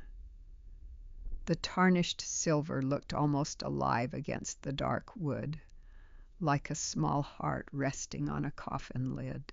It had taken Diana's team 4 days to process everything from Jade's USB drive, 4 days during which Lily, Jade, and I sat in the motel room on Trinity Lane, eating barbecue from the place down the street and waiting for the phone to ring. The walls of that motel room had become a map of our case. Lily taped printouts above the bed. Jade cross-referenced dates on the floor with her laptop balanced on her knees. I sat in the chair by the window and read every document twice. Not because I understood the legal language, but because I wanted the facts written into my body so deeply that when the moment came, I would not flinch. Warren called 11 more times during those 4 days. I did not answer. His voicemails grew shorter and more controlled with each attempt, and that frightened me more than the angry ones had. Warren at his most dangerous was Warren at his calmest. A quiet Warren was a planning Warren, and a planning Warren was the man who had hidden $4 million across 3 countries while handing me $60 for groceries and expecting a receipt.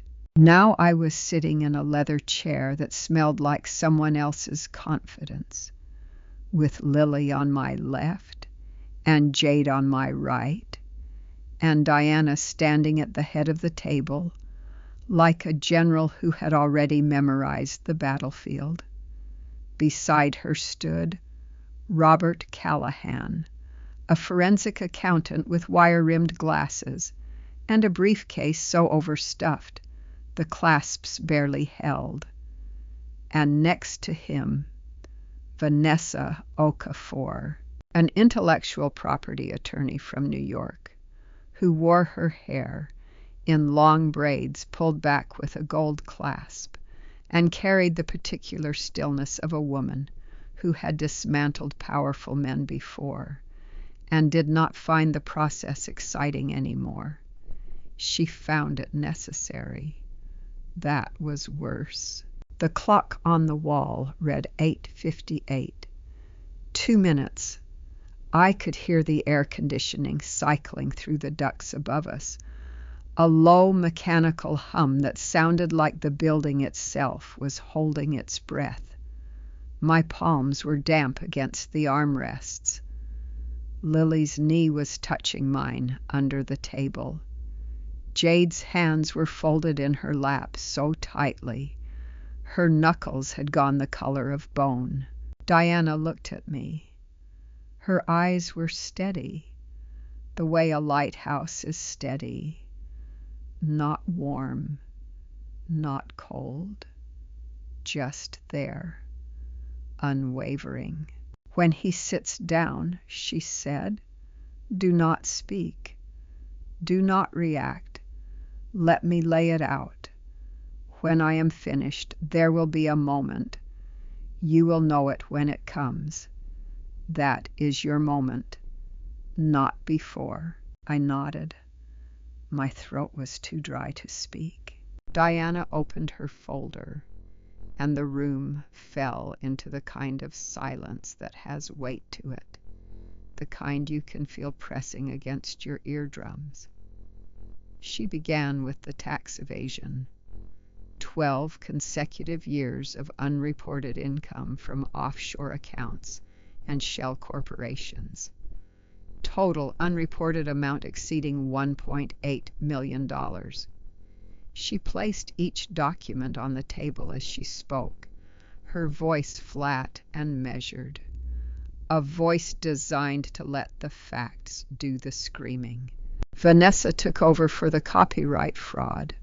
31 songs registered under Warren's production company that belonged to other artists, including my father and Tommy Rivers. Misappropriated royalties spanning 2 decades, estimated at $2.3 million.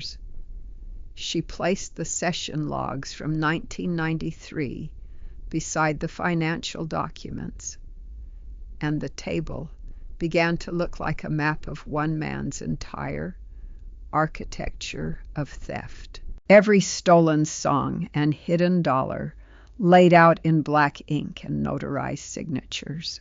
Then Diana delivered the final blow. Warren's divorce filing contained a sworn financial disclosure declaring total assets of approximately $430,000. His actual net worth, including every hidden account, every unreported dollar, every piece of real estate, and the catalog he had built on stolen music, was closer to $8.5 million. $8.5 million. I felt Lily's knee press harder against mine. I heard Jade exhale through her nose, a short, controlled breath that sounded like steam escaping a valve. The clock on the wall ticked. The air conditioning hummed. The Locket sat in its clearing on the mahogany and caught the overhead light and threw a tiny reflection onto the ceiling, like a star that had fallen indoors. My husband had looked me in the eye across a kitchen island and handed me $750 while sitting on $8.5 million. He had watched me drag a broken suitcase down the driveway, and he had known. The entire time he had known. And he had closed the door behind me and gone to his meeting at 8 and felt nothing, because I was not a person to him. I was a line item he had finally decided to write off. Diana presented the options: settlement with full asset division, restitution to catalog owners, dissolution of shell corporations, and $250,000 in cash payable over 12 months, or refusal, followed by immediate referral of every document on this table to the Federal Bureau of Investigation and the Internal Revenue Service Criminal Investigation Division. She closed the folder. She looked at me. Then she looked at the locket. "And Ruthie," she said, "when he walks in, I want that locket to be the first thing he sees. I want it sitting on this table like a heartbeat he cannot stop. I want him to know that the old blues musician he dismissed as nobody spent 40 years building a case from a wheelchair and a vault, and a love so fierce it outlasted every lie Warren Palmer ever told." The clock read 9:59. 1 minute. I placed my hand on the table beside the locket.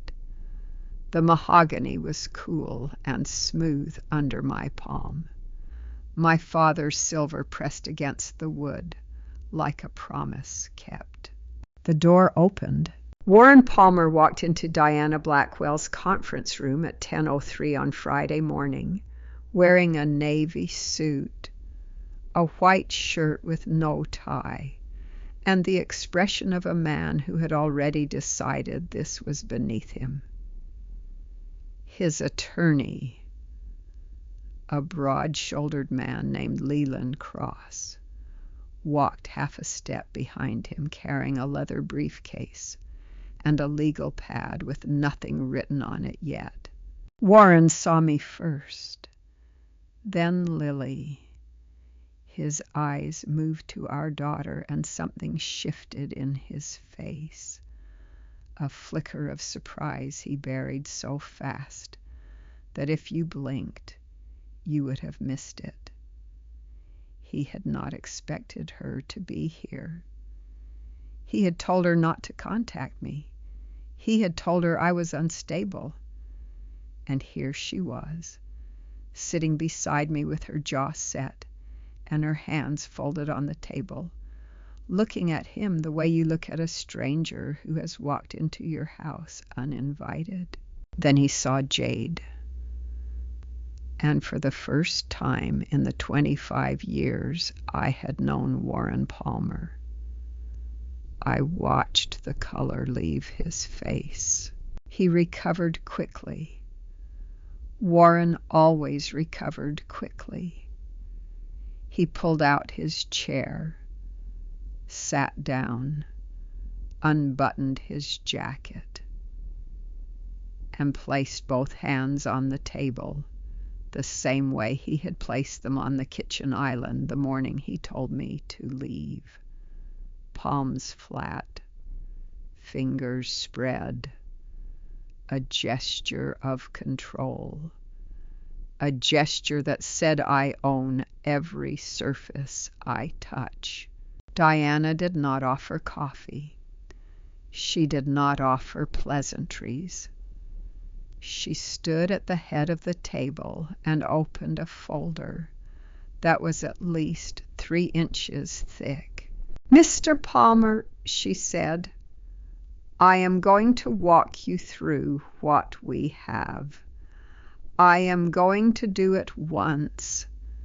I am not going to repeat myself. And when I am finished, you are going to have a choice to make." She laid it out piece by piece. The offshore accounts, the shell corporations, the 2 condominiums, the false financial disclosure, the 12 years of unreported income totaling $1.8 million. She placed each document on the table as she spoke, building a paper trail that stretched from one end of the conference table to the other. Then Vanessa Okafor took over. She presented the copyright evidence, the 31 stolen songs, the misattributed royalties, the session logs from 1993 that Jade's father had kept in carbon copies, the ones that proved Tommy Rivers played on those 5 tracks and that Warren had lied about it under oath. She placed the logs next to the financial documents, and the table looked like a map of a man's entire life of deception, laid out in black ink and notarized signatures. Warren sat still through all of it. His face did not change. His hands did not move. Leland Cross took notes on his legal pad, but the pen moved slower and slower as the evidence accumulated until finally it stopped altogether. He set the pen down and looked at his client the way a doctor looks at a patient when the test results come back, and there is nothing left to do but tell the truth. Diana returned to the head of the table.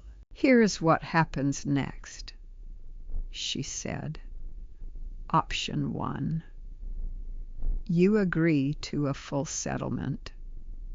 50% of all marital assets, declared and undeclared.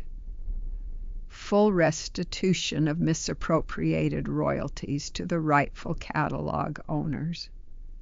Transfer of both condominiums to Ruthie. Immediate dissolution of all shell corporations and offshore accounts, with full tax remediation filed with the IRS within 90 days. Cash payment of $250,000 payable over 12 months. In exchange, we do not refer the criminal evidence to the FBI or the IRS Criminal Investigation Division." She paused. The room was so quiet I could hear the air conditioning duct above us cycling on and off. "Option 2, she said. "You refuse, and by 5 this afternoon every document on this table will be in the hands of federal investigators. Given the scope of the fraud, I would expect a grand jury convening within 60 days. Warren looked at the table. He looked at the documents. He looked at the locket, which I had placed on the table directly in front of my seat, the tarnished silver catching the overhead light like a small moon. Then he looked at me, and he did something I did not expect. He leaned forward. He softened his face. He let his eyes go warm the way they used to go warm in the first years of our marriage, when he would come home from a meeting and find me humming in the kitchen and put his hands on my shoulders and tell me I was the best thing in his life. He assembled the mask of the man I had fallen in love with, and he put it on right there in front of everyone, and he aimed it at me like a weapon. "Ruthie," he said. His voice was low and tender. "This is not who we are. We have been together for 25 years. We built a life together. I know I made mistakes. I know I was not always the husband you deserved. But this," he gestured at the documents, "this is not the answer. Come home. Let us work this out between us, the way we always have." The room held its breath. Lily stiffened beside me. Jade's hand curled into a fist under the table. Diana stood perfectly still, watching me, waiting, and I felt it. For one terrible second, I felt the pull, the old gravity, the familiar orbit. 25 years of programming telling me to soften, to yield, to believe him one more time, because believing him was easier than standing alone. Then I heard a voice, not in the room, in my memory, my father's voice, reading from his letter in the cadence I had memorized over the past 2 weeks. "Do not let anyone, not him, not the world, not even that voice in your own head that sounds like his, tell you otherwise." I looked at Warren. I looked at his carefully arranged face, his rehearsed tenderness, his performer's eyes that had fooled me for a quarter of a century, and I saw him, not the mask, him, the man who packed my suitcase before telling me to leave, the man who called our daughter and told her I was unstable, the man who stole music from a dead guitarist and built an empire on the silence of the people he destroyed. I picked up the locket from the table. I held it in my palm where he could see it, and I spoke clearly, without shaking, without tears, without apology. "No," I said, "I am not coming home. There is no home to come back to. You made sure of that." I placed the locket back on the table. "Sign the settlement, Warren, or do not. Either way, I am done being invisible." Diana slid the document across the table. Leland Cross picked up his pen and whispered something in Warren's ear. Warren stared at me for a long time, longer than felt natural, searching my face for the woman who used to fold herself into whatever shape he required. She was not there anymore. He signed the first morning after the settlement. I woke up in the motel room on Trinity Lane and did not know what to do with my hands. For 25 years, my mornings had a script. Alarm at 4:50. Coffee ground and brewed by 5. Breakfast prepped by 6. Shirt pressed and hanging. everything in its place, everything in service to a man who would come downstairs and receive it all without comment, the way you receive oxygen, without gratitude because you have forgotten it is there. Now there was no shirt to press, no coffee to grind, no kitchen island to stand behind.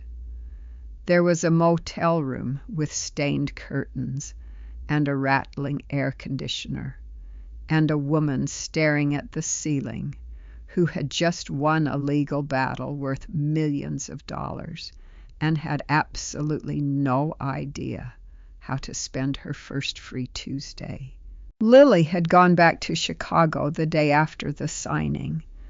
She needed to settle things at her job, give proper notice, make arrangements. She told me she was coming back to Nashville permanently within the month. I told her she did not have to. She told me to stop telling her what she did not have to do. I recognized my own stubbornness in her voice, and for the first time, it did not feel like a flaw. It felt like an inheritance worth more than any catalog. Jade had moved out of Warren's condo the same day the settlement was signed. Diana helped her find a short-term rental in East Nashville, a small apartment above a bookstore with a window that overlooked a community garden. She told me she was going to take some time before figuring out her next step. I understood that. Figuring out your next step is easy when someone else is making the decisions. When the cage door opens, the hardest part is not walking out. It is remembering which direction you used to fly. Diana transferred the first installment of the settlement funds into an account she had set up in my name. When I looked at the balance on the screen of the ATM outside the motel, the number was so large it did not feel real.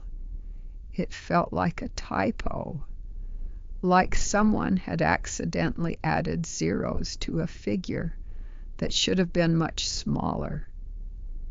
I stared at it for so long, the machine timed out and swallowed my card, and I had to go inside the bank and explain to a young man behind the counter that I was not confused. I was just new at this. That is a strange thing to say about a 62-year-old woman, new at this. But it was true. I had never managed money. I had never signed a lease. I had never walked into a store and bought something without calculating whether Warren would consider it necessary or wasteful. My entire financial existence for 25 years had been filtered through a man who gave me cash in small amounts and expected receipts for every dollar, not because we could not afford things, but because control was the currency he valued most. So I started small. I walked to a coffee shop 3 blocks from the motel. Not a chain. A small place with mismatched chairs and a chalkboard menu and a woman behind the counter with tattoos on both arms and a laugh that could be heard from the sidewalk. I stood in line. I read the menu. There were 17 options, and I did not know the difference between a cortado and a flat white. And I stood there so long that the man behind me cleared his throat. I would like a cup of coffee, I said. Just regular coffee. With cream. The woman behind the counter smiled. Small, medium, or large? She asked. Medium, I said. And then, because something inside me shifted, a small tectonic movement that nobody else could have detected. I added, "Actually, make it a large." I paid with my own debit card, $3.85. I sat at a table by the window and drank that coffee so slowly that it went cold before I finished, and every sip tasted like the first morning of a life I had not lived yet. That afternoon, I did something else I had never done. I called a therapist. Diana had given me a name weeks earlier, a woman named Dr.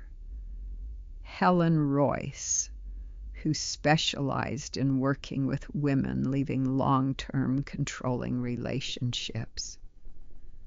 I had put the number in my phone and looked at it every day without calling, because some part of me still believed that needing help was the same as being weak. Warren had taught me that. He had taught me that therapy was for people who could not handle their own lives, that asking for help was an admission of failure, that strong people solve their own problems quietly and never burden others with their mess. I called anyway. Dr. Royce answered on the third ring. Her voice was calm and unhurried, the kind of voice that gives you room to breathe before you speak. I told her my name. I told her I had just left a 25-year marriage. I told her I did not know where to start. She said, "You already started. You called." My first session was 2 days later. I sat in a chair across from a woman with kind eyes and silver earrings shaped like crescent moons. And for 50 minutes I talked, not about Warren, not about the settlement or the money or the legal proceedings. I talked about the carrot cake. I talked about the broken suitcase wheel. I talked about how I had spent 25 years adjusting my volume, my opinions, my posture, my appetite, my laughter, my silence, my entire self, to fit inside a space that was never designed to hold a whole person. I talked about how I had forgotten what my own preferences were because I had spent so long anticipating his. Dr. Royce listened without interrupting. When I finished, she asked me one question. "Ruthie," she said, "if nobody was watching and nobody was judging and there were no consequences at all, what would you want to do tomorrow morning?" I opened my mouth to answer, and nothing came out. Not because I was emotional, because I genuinely did not know. The question was so simple and so vast that it sat in the room between us like a door I had never noticed before.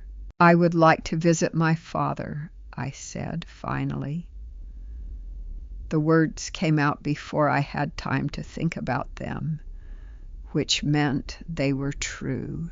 Dr. Royce smiled. "Then that is where we start," she said. The care facility where my father lived was called Magnolia Grove. It sat on a quiet street in East Memphis, a single-story brick building with white columns and a porch that wrapped around 3 sides like arms trying to hold the place together. There were rocking chairs on the porch, the old-fashioned kind with wide wooden slats, and wind chimes hanging from the eaves that made a sound like someone tapping glass bottles with a spoon. I drove to Memphis on a Wednesday morning, alone. I had rented a car, a small blue sedan, nothing fancy, and I drove the same route the Greyhound had taken weeks earlier. But this time I was behind the wheel. This time my phone was charged. This time I had money in an account with my name on it, and a therapist I would see again on Friday, and a daughter who was packing her apartment in Chicago. This time I was not fleeing. I was returning. The nurse at the front desk recognized Samuel's last name when I signed in. She told me he had good days and bad days. Today was somewhere in between. He had eaten breakfast. He had asked for his guitar, which they kept in his room, even though his hands could no longer hold it properly. He had hummed something that nobody on staff could identify. His room was at the end of a long hallway with pale green walls and fluorescent lights that buzzed so faintly you only noticed them when everything else went quiet. The door was open. I stood in the hallway for a moment before going in, because I needed to prepare myself for the difference between the father I remembered and the father I was about to see. He was sitting in a wheelchair by the window. The light was falling across his lap in a long, warm rectangle, and his hands were resting on the armrests, palms up. The fingers curved slightly inward like a musician's hands, even in stillness. His hair was white and thin. His face was thinner than I remembered, the skin drawn close to the bone in a way that made his cheekbones stand out like ridges on a map. But his eyes, when he turned to look at me, were the same deep brown they had always been, clear as creek water on a good day. He looked at me for a long time. I could not tell if he recognized me or if he was simply studying a face that seemed familiar, the way an old song seems familiar, even when you cannot remember the words. "Ruthie girl," he said. 2 words. My whole childhood in 2 words. I crossed the room and knelt beside his wheelchair and took his hands in mine. They were warm and papery and light, like holding dried leaves that had not yet crumbled. He squeezed my fingers with a strength that surprised me. The music might have left his hands, but the love had not. I told him everything. I did not know how much he understood. His eyes drifted sometimes, the way a boat drifts when the anchor line goes slack. And then they would snap back to mine with a clarity that told me he was still in there, still listening, still the man who had hidden a key inside a locket, inside a life I almost lost. I told him about Warren, about the morning I was told to leave, about the Greyhound bus and the diner and Florence Devereaux's and the vault, about the tapes and the documents and the catalog worth $6.5 million, about Diana and the settlement and the look on Warren's face when he realized that the old blues musician from Memphis had outplayed him from a wheelchair in a care facility. When I mentioned Florence's name, something changed in his face. A softness came over him, the kind of softness that belongs to a memory so deep it lives in the body rather than the mind. He nodded slowly, like a man agreeing with a song he had written a long time ago. Then I told him about Tommy Rivers, about Jade, about the stolen sessions and the lawsuit that destroyed a family, and the daughter who grew up without a father because Warren Palmer decided that other people's music belonged to him. My father closed his eyes. His hands tightened on mine. When he opened them again, there were tears on his cheeks, the slow kind that come from a place beyond sadness, the kind that come when you learn that the worst thing you suspected has turned out to be true. He spoke quietly. His voice was rough and thin, like a guitar string that has been played past its life but still holds a note. I knew about Tommy, he said. I tried to help him, but I was too late. He turned his head toward the corner of the room, where his guitar leaned against the wall, a Martin acoustic, honey-colored, with a crack down the lower bout that had been repaired with care a long time ago. The strings were dull with age. Nobody had tuned it in months, not with fists. Ruthie, he said. His eyes were on the guitar, but I knew he was talking to me. You do not fight men like that with fists.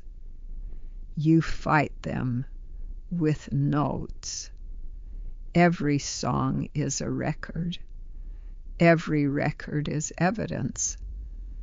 Every piece of music that passes through honest hands carries the truth inside it like a seed. You plant enough seeds, and eventually the ground opens up, and everything hidden comes into the light. He looked back at me. His grip on my fingers loosened but did not let go. I put those tapes in that vault because I knew someday you would need them, he said. Not for the money. The money is just paper. I put them there because they are proof that the things Warren took were real, proof that the people he hurt were real, proof that your old man spent his whole life listening, and what he heard was worth protecting. A nurse appeared in the doorway and told me visiting hours would end in 15 minutes. I nodded but did not move. My father's eyes had drifted again, out toward the window where the afternoon light was going amber, and I could see his lips moving slightly, forming words or notes or both. The line between music and language had always been thin for him. Maybe by now it had disappeared entirely. I leaned forward and kissed his forehead. His skin was cool and smelled like soap, and something underneath that I recognized from childhood. A scent I could not name, but that my body remembered the way it remembered how to breathe. I love you, Daddy, I said. His eyes came back to mine one more time, clear, present, whole. My girl still sings, he whispered. I held his hands until the nurse came back. Then I stood, and I walked down that long hallway with the green walls and the buzzing lights, and I pushed through the front door of Magnolia Grove into the warm Memphis evening. The wind chimes sang above me. The rocking chairs were empty. The sky was turning the color of peach skin along the western edge, and somewhere in the distance a mockingbird was calling from a telephone wire, singing the same 3 notes over and over, like a reminder that some things do not stop just because the world tells them to. I got in the car. I placed the Locket on the dashboard where the last of the sunlight could reach it, and I drove back to Nashville with my father's words sitting in my chest like a chord that had finally resolved. My girl still sings. I found the building the way you find most things that are meant for you. I was not looking for it. I was looking for something else entirely. And then I turned a corner on Shelby Avenue in East Nashville on a Thursday afternoon in October, and there it was. 2 stories, brick the color of dried blood, a printing press in the 1940s, a furniture warehouse in the 70s, and nothing at all for the last 15 years. The windows on the 2nd floor were boarded up with plywood so weathered it had turned the silver gray of driftwood. The front door was padlocked with a chain so rusted it looked like it had grown from the metal itself, the way moss grows from stone, slowly and with great commitment. Ivy had climbed the eastern wall all the way to the roofline, and a family of sparrows had built a nest in the gutter above the entrance, and were singing about it with the particular enthusiasm of creatures who do not know they are living in a ruin.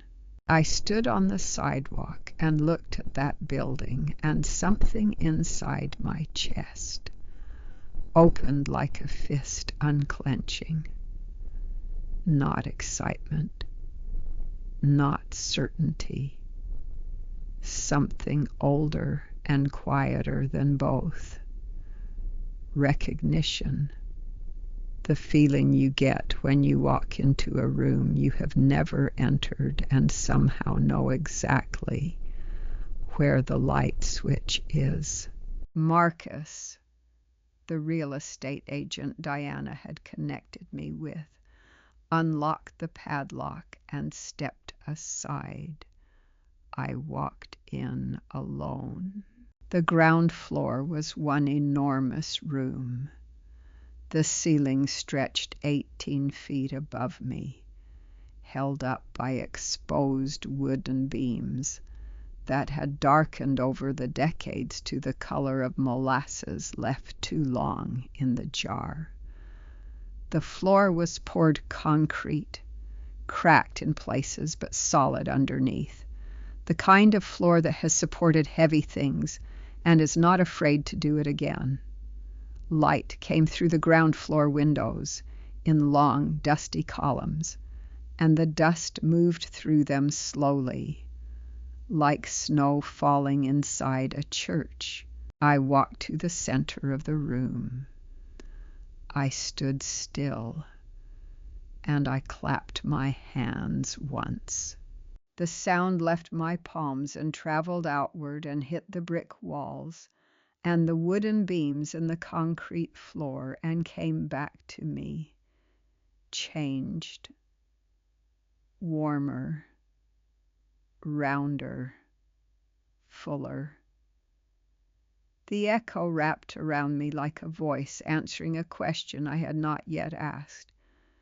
This room had acoustics, not by design but by accident, by age, by the particular alchemy of brick and wood and height and emptiness that sometimes produces a space where sound does not just travel, but lives, where it takes up residence and refuses to leave. My father would have known it instantly.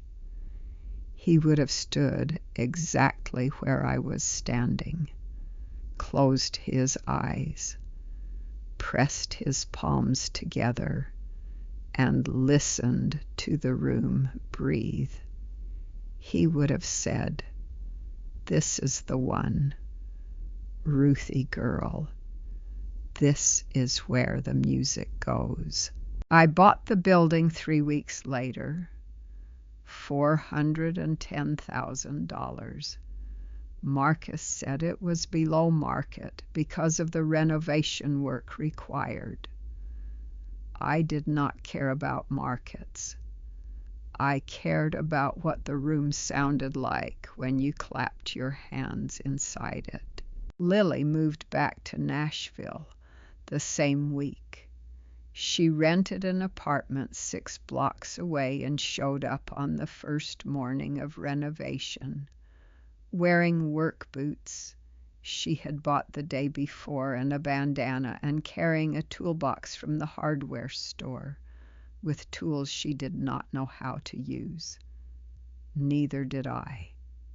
We learned together, pulling nails from boards that had been nailed down before either of us was born, stripping wallpaper from second-floor rooms and finding older wallpaper underneath, layer after layer, like peeling back the decades with our fingernails.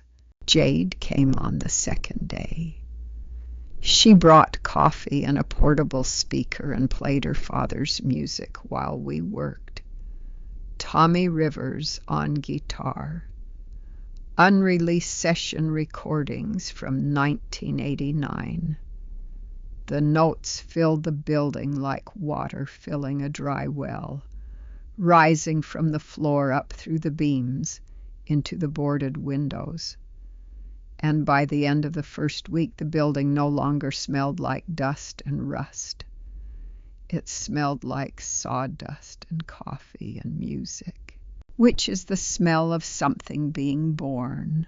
The contractor was a man named Jesse, late 50s, sawdust permanently embedded in his boot treads. He had a habit of whistling while he measured things, always the same melody. A tune I later learned was an old Hank Williams song his mother used to sing. He told me he could build a recording studio, a rehearsal space, and a gathering room on the first floor, with offices, a counseling room, and a kitchen on the second. 4 months if the plumbing cooperates, he said. 6 if it does not. The plumbing did not cooperate. It took 5.5 months. But when it was finished, when Jesse handed me the keys to a building that no longer looked like something forgotten, but like something that had been holding its breath for 15 years, waiting to be found, I stood in the center of the ground floor studio and I cried. Not the silent crying Warren had trained into me. The real kind. The kind that rearranges your breathing and leaves you lighter when it stops. I named it Samuel's House. The sign was hand-painted by an artist Jade knew. Dark blue letters on a cream background with a small silhouette of an acoustic guitar in the lower corner. We hung it above the front door on a Saturday morning in March, and Lily took a photograph of me standing beneath it with my palm flat against the brick, looking up at my father's name in letters large enough to read from across the street. I kept my hand there for a long time. The brick was cold and rough and real, and I could feel the building's heartbeat through it.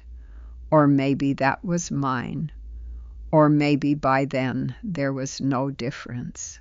Samuel's house opened its doors on the first Monday of April, a place where women who had been silenced could come to find their voices, free recording sessions, counseling with therapists who understood what it means to rebuild from nothing, legal clinics staffed by volunteers from Diana's firm, and a kitchen where a woman named Marie made soup every day because she believed with the conviction of a saint that no one heals properly on an empty stomach. The first woman who walked through the door was 67 years old. Her name was Dolores. She had left a 41-year marriage 3 months before, and her voice cracked when she told me her name, because she had not spoken above a whisper in longer than she could remember. I sat with her in the studio, in the room with the 18-foot ceilings and the molasses beams, and I asked her what she wanted to hear. She thought for a long time. Her hands were folded in her lap, the way mine had been folded in Florence's office, the way every woman's hands fold when they are holding themselves together from the inside. Something that sounds like starting over, she said. I pressed play on one of my father's tapes. A woman's voice filled the room, deep and rough and full of something that hurt and healed in the same breath. Dolores closed her eyes. Her hands unfolded, and for the first time in 41 years, she exhaled. By the end of the first year, Samuel's house had served over 200 women. I did not count them at first. Counting felt clinical, like reducing a human being to a number on a spreadsheet. But Diana insisted. She said numbers were the language that funders and partners spoke. And if we wanted Samuel's house to survive beyond the initial investment, we needed to speak it fluently. So Lily built a tracking system on her laptop, a simple database that recorded every woman who walked through our door, what services she received, how long she stayed, and where she went when she left. 214 women in 12 months. Some came for a single counseling session and never returned. Some came every Tuesday like clockwork, sat in the studio with headphones on, and listened to music for an hour before going back to whatever life they were trying to rebuild.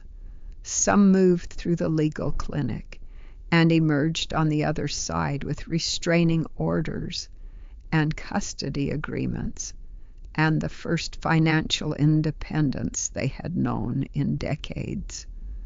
And some, a smaller number, maybe 30 or 40 in that first year, sat down in the recording studio and told their stories into a microphone, their voices shaking at first and then steadying, the way a candle flame steadies when the wind dies down. Jade ran the music program. She turned out to be a gifted teacher, patient in a way that surprised even her. She would sit with a woman for hours, teaching her 3 chords on the guitar, helping her find a melody for words she had been carrying inside her chest for years. She never pushed. She never judged. She understood, in the particular way that only someone who has lived inside the same kind of silence can understand, that a woman's voice is the first thing an abuser takes, and the last thing she gets back. Jade recorded her own album that year. She did it in our studio, on the ground floor with the 18-foot ceilings, using the equipment we had installed during the renovation. She played every instrument herself except the bass, which Lily learned out of stubbornness in a 3-month online course. The album was called Maryville, after the town where she grew up, and the first track was a song called Session Man, written for her father. She released it independently online, and within 2 months it had been streamed over 700,000 times. A music journalist from a major publication called it the most honest country record in a decade. Jade did not sign with a label. She did not need to. She had Samuel's house, and she had her own name, and that was enough. The media found us in the spring of the second year. A reporter from the local newspaper came to write a small feature about community music programs and left 4 hours later with a story about financial abuse, hidden assets, stolen catalogs, and a 63-year-old woman who had built a sanctuary out of a building that used to print furniture advertisements. The article ran on a Sunday. By Monday afternoon, my phone had 47 missed calls from journalists, radio producers, and 2 television networks. I did not want the attention. I told Diana that. I told Lily. I told Dr. Royce, who by now I had been seeing every week for over a year, and who had helped me understand that my instinct to disappear was not humility, but a survival mechanism left over from 25 years of being trained to take up as little space as possible. Dr. Royce looked at me across her office with those kind eyes and those crescent moon earrings, and she said, "Ruthie, visibility is not vanity. The women who come to Samuel's house found you because someone told them you existed. The more people who know, the more women find the door." So I said yes to the interviews, to the newspaper profiles, to the radio segment that aired on a Tuesday morning and reached 400,000 listeners across the state. I told my story not because I wanted people to see me, but because I wanted women who were living the life I used to live to know that there was a door, and it was open, and someone on the other side would hand them a cup of coffee and not ask for anything in return. The partnerships followed. A university in Nashville offered to send graduate students in social work and music therapy for practicum placements. A state senator visited Samuel's house on a Friday afternoon, sat in the studio, listened to one of our women sing a song she had written about leaving her husband, and stood up afterward with tears on his face and promised funding for a second location. A foundation in New York sent a grant for $350,000 earmarked for legal services expansion. By the end of the second year, our staff had grown to 23 counselors, legal advocates, music instructors, administrative coordinators, and a full-time cook named Marie, who made soup every day in the second-floor kitchen and believed, with a conviction that bordered on religious, that no woman could heal properly on an empty stomach. We had served over 500 women. We had opened a second location in Memphis, 4 blocks from the vault at Memphis Safe and Trust, in a building Florence Devereaux helped us find. And then one evening in late September, after everyone had gone home and the building was quiet, and the only sound was the hum of the recording equipment on standby, I sat alone in the studio and did something I had not done in 25 years. I sang, not for anyone, not into a microphone, not for a recording or an audience or a performance.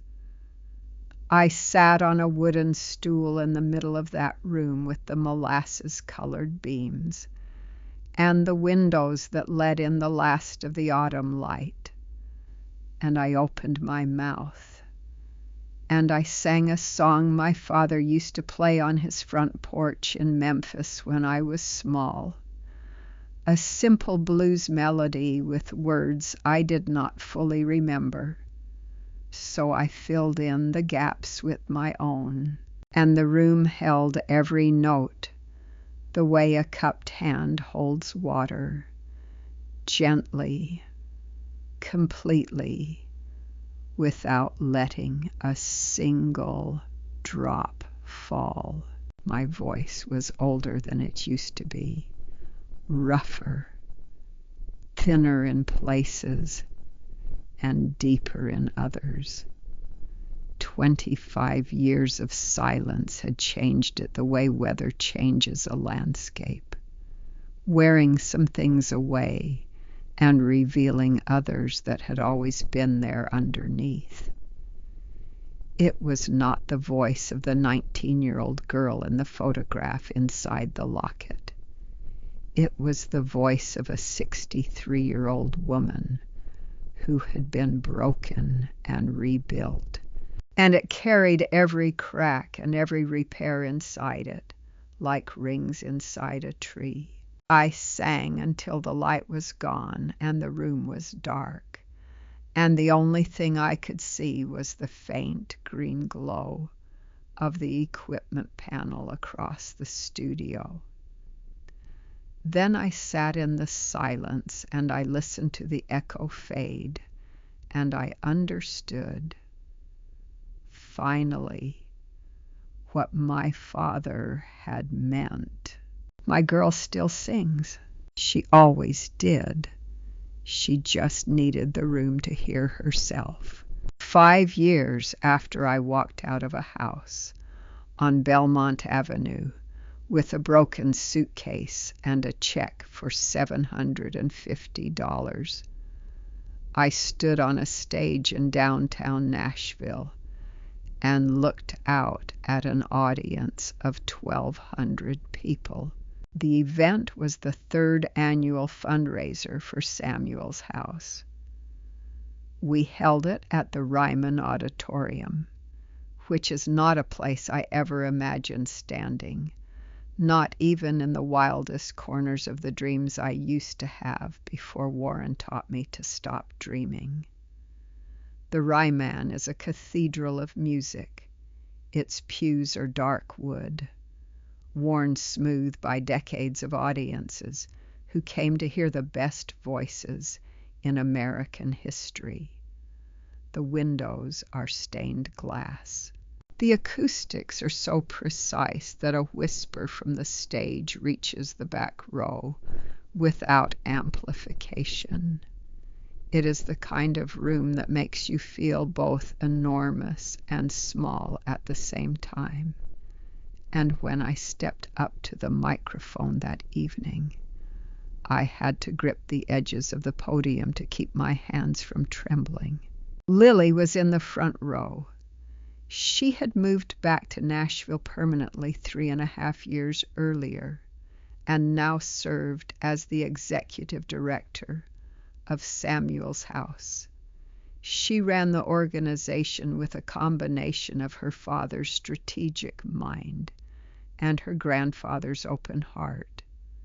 And she had grown into a leader so capable that I sometimes stood in the hallway outside her office and listened to her on the phone with funders and partners and government officials, and marveled at the woman she had become.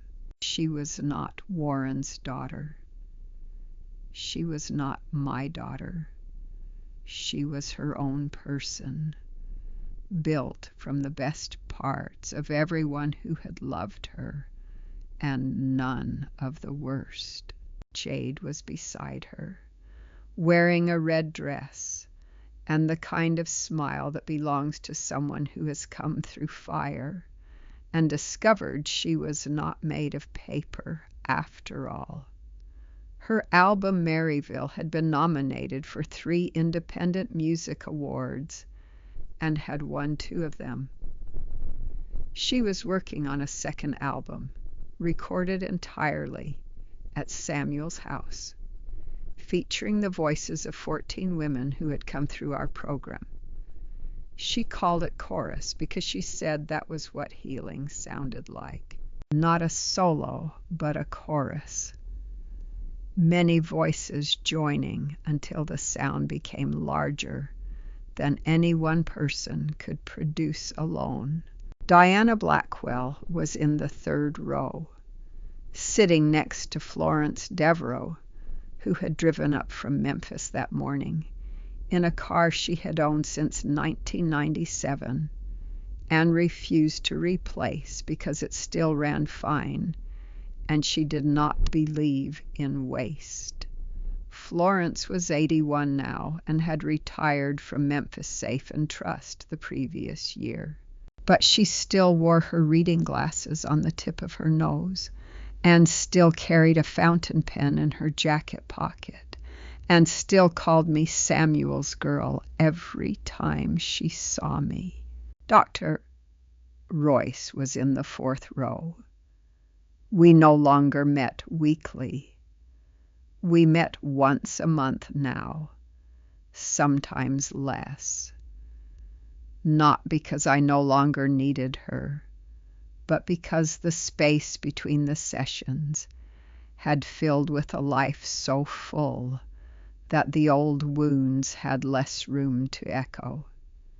She told me once that healing is not the absence of damage, but the presence of something stronger growing around it, the way a tree grows around a fence post that was driven into its trunk, absorbing the metal, incorporating the injury into its shape without letting it stop the upward reach. I had prepared a speech, 3 pages, typed, double-spaced.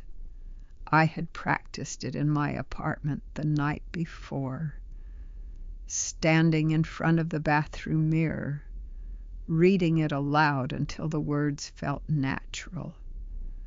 But when I looked out at that audience, at the 1,200 faces looking back at me, I folded the pages and set them on the podium and spoke from the place the words actually lived.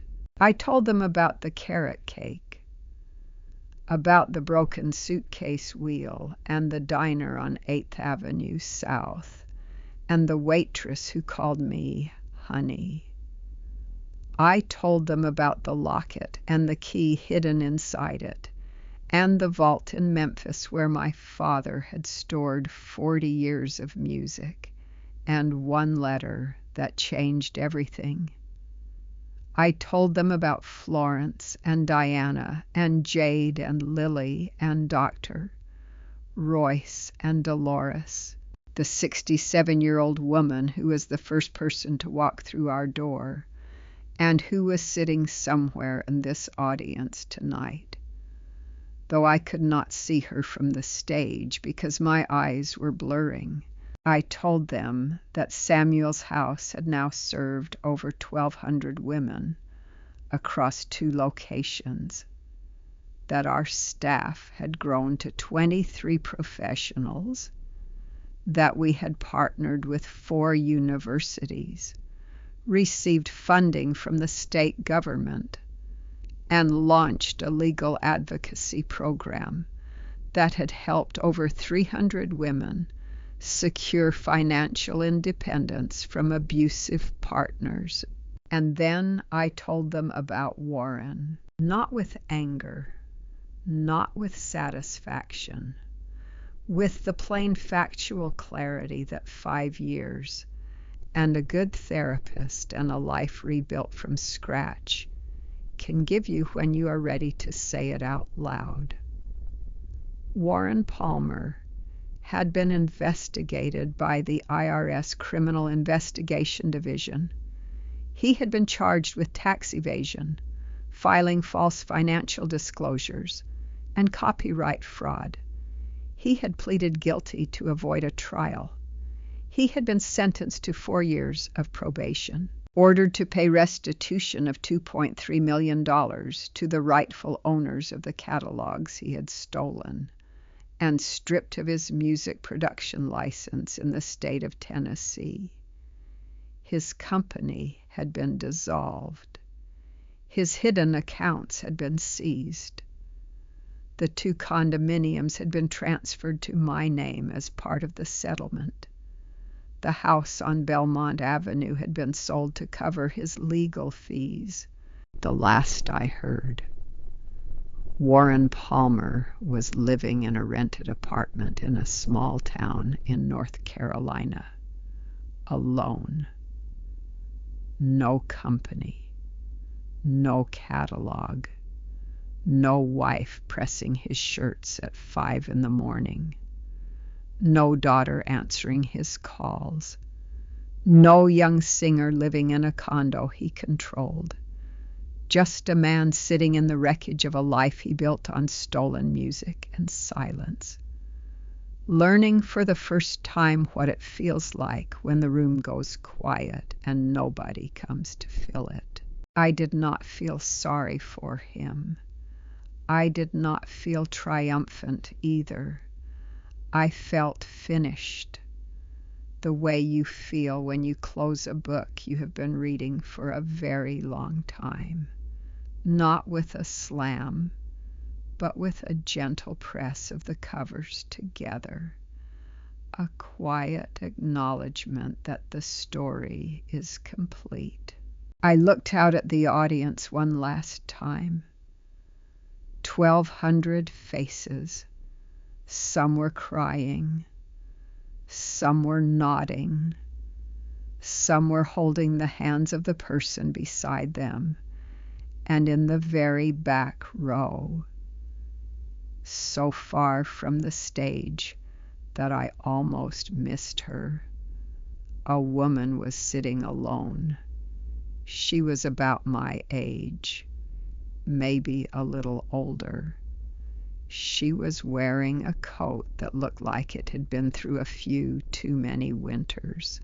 Her hands were folded in her lap, and her eyes were wide and wet and fixed on me with an expression I recognized because I had worn it myself 5 years ago in a diner on 8th Avenue South. She was trying to decide if she was brave enough to start over.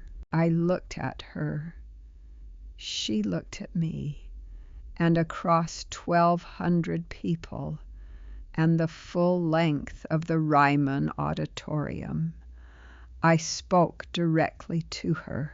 If you are sitting in the back row right now, wondering if it is too late, I want you to know something. It is not too late. It is never too late. You do not need a locket or a vault or $6.5 million. You just need one moment where you decide that your silence is no longer something you are willing to carry. One moment where you stand up and say, I am still here. That is enough. That has always been enough. The room was quiet. Then it was not. And somewhere, in a care facility in East Memphis, an old man with a cracked Martin guitar and hands that no longer played was sitting by a window, humming a melody that nobody on staff could name, smiling at something only he could hear. My girl still sings. If this story found you at the right time, if something in it made you feel less alone, then share it with a woman who needs to hear it.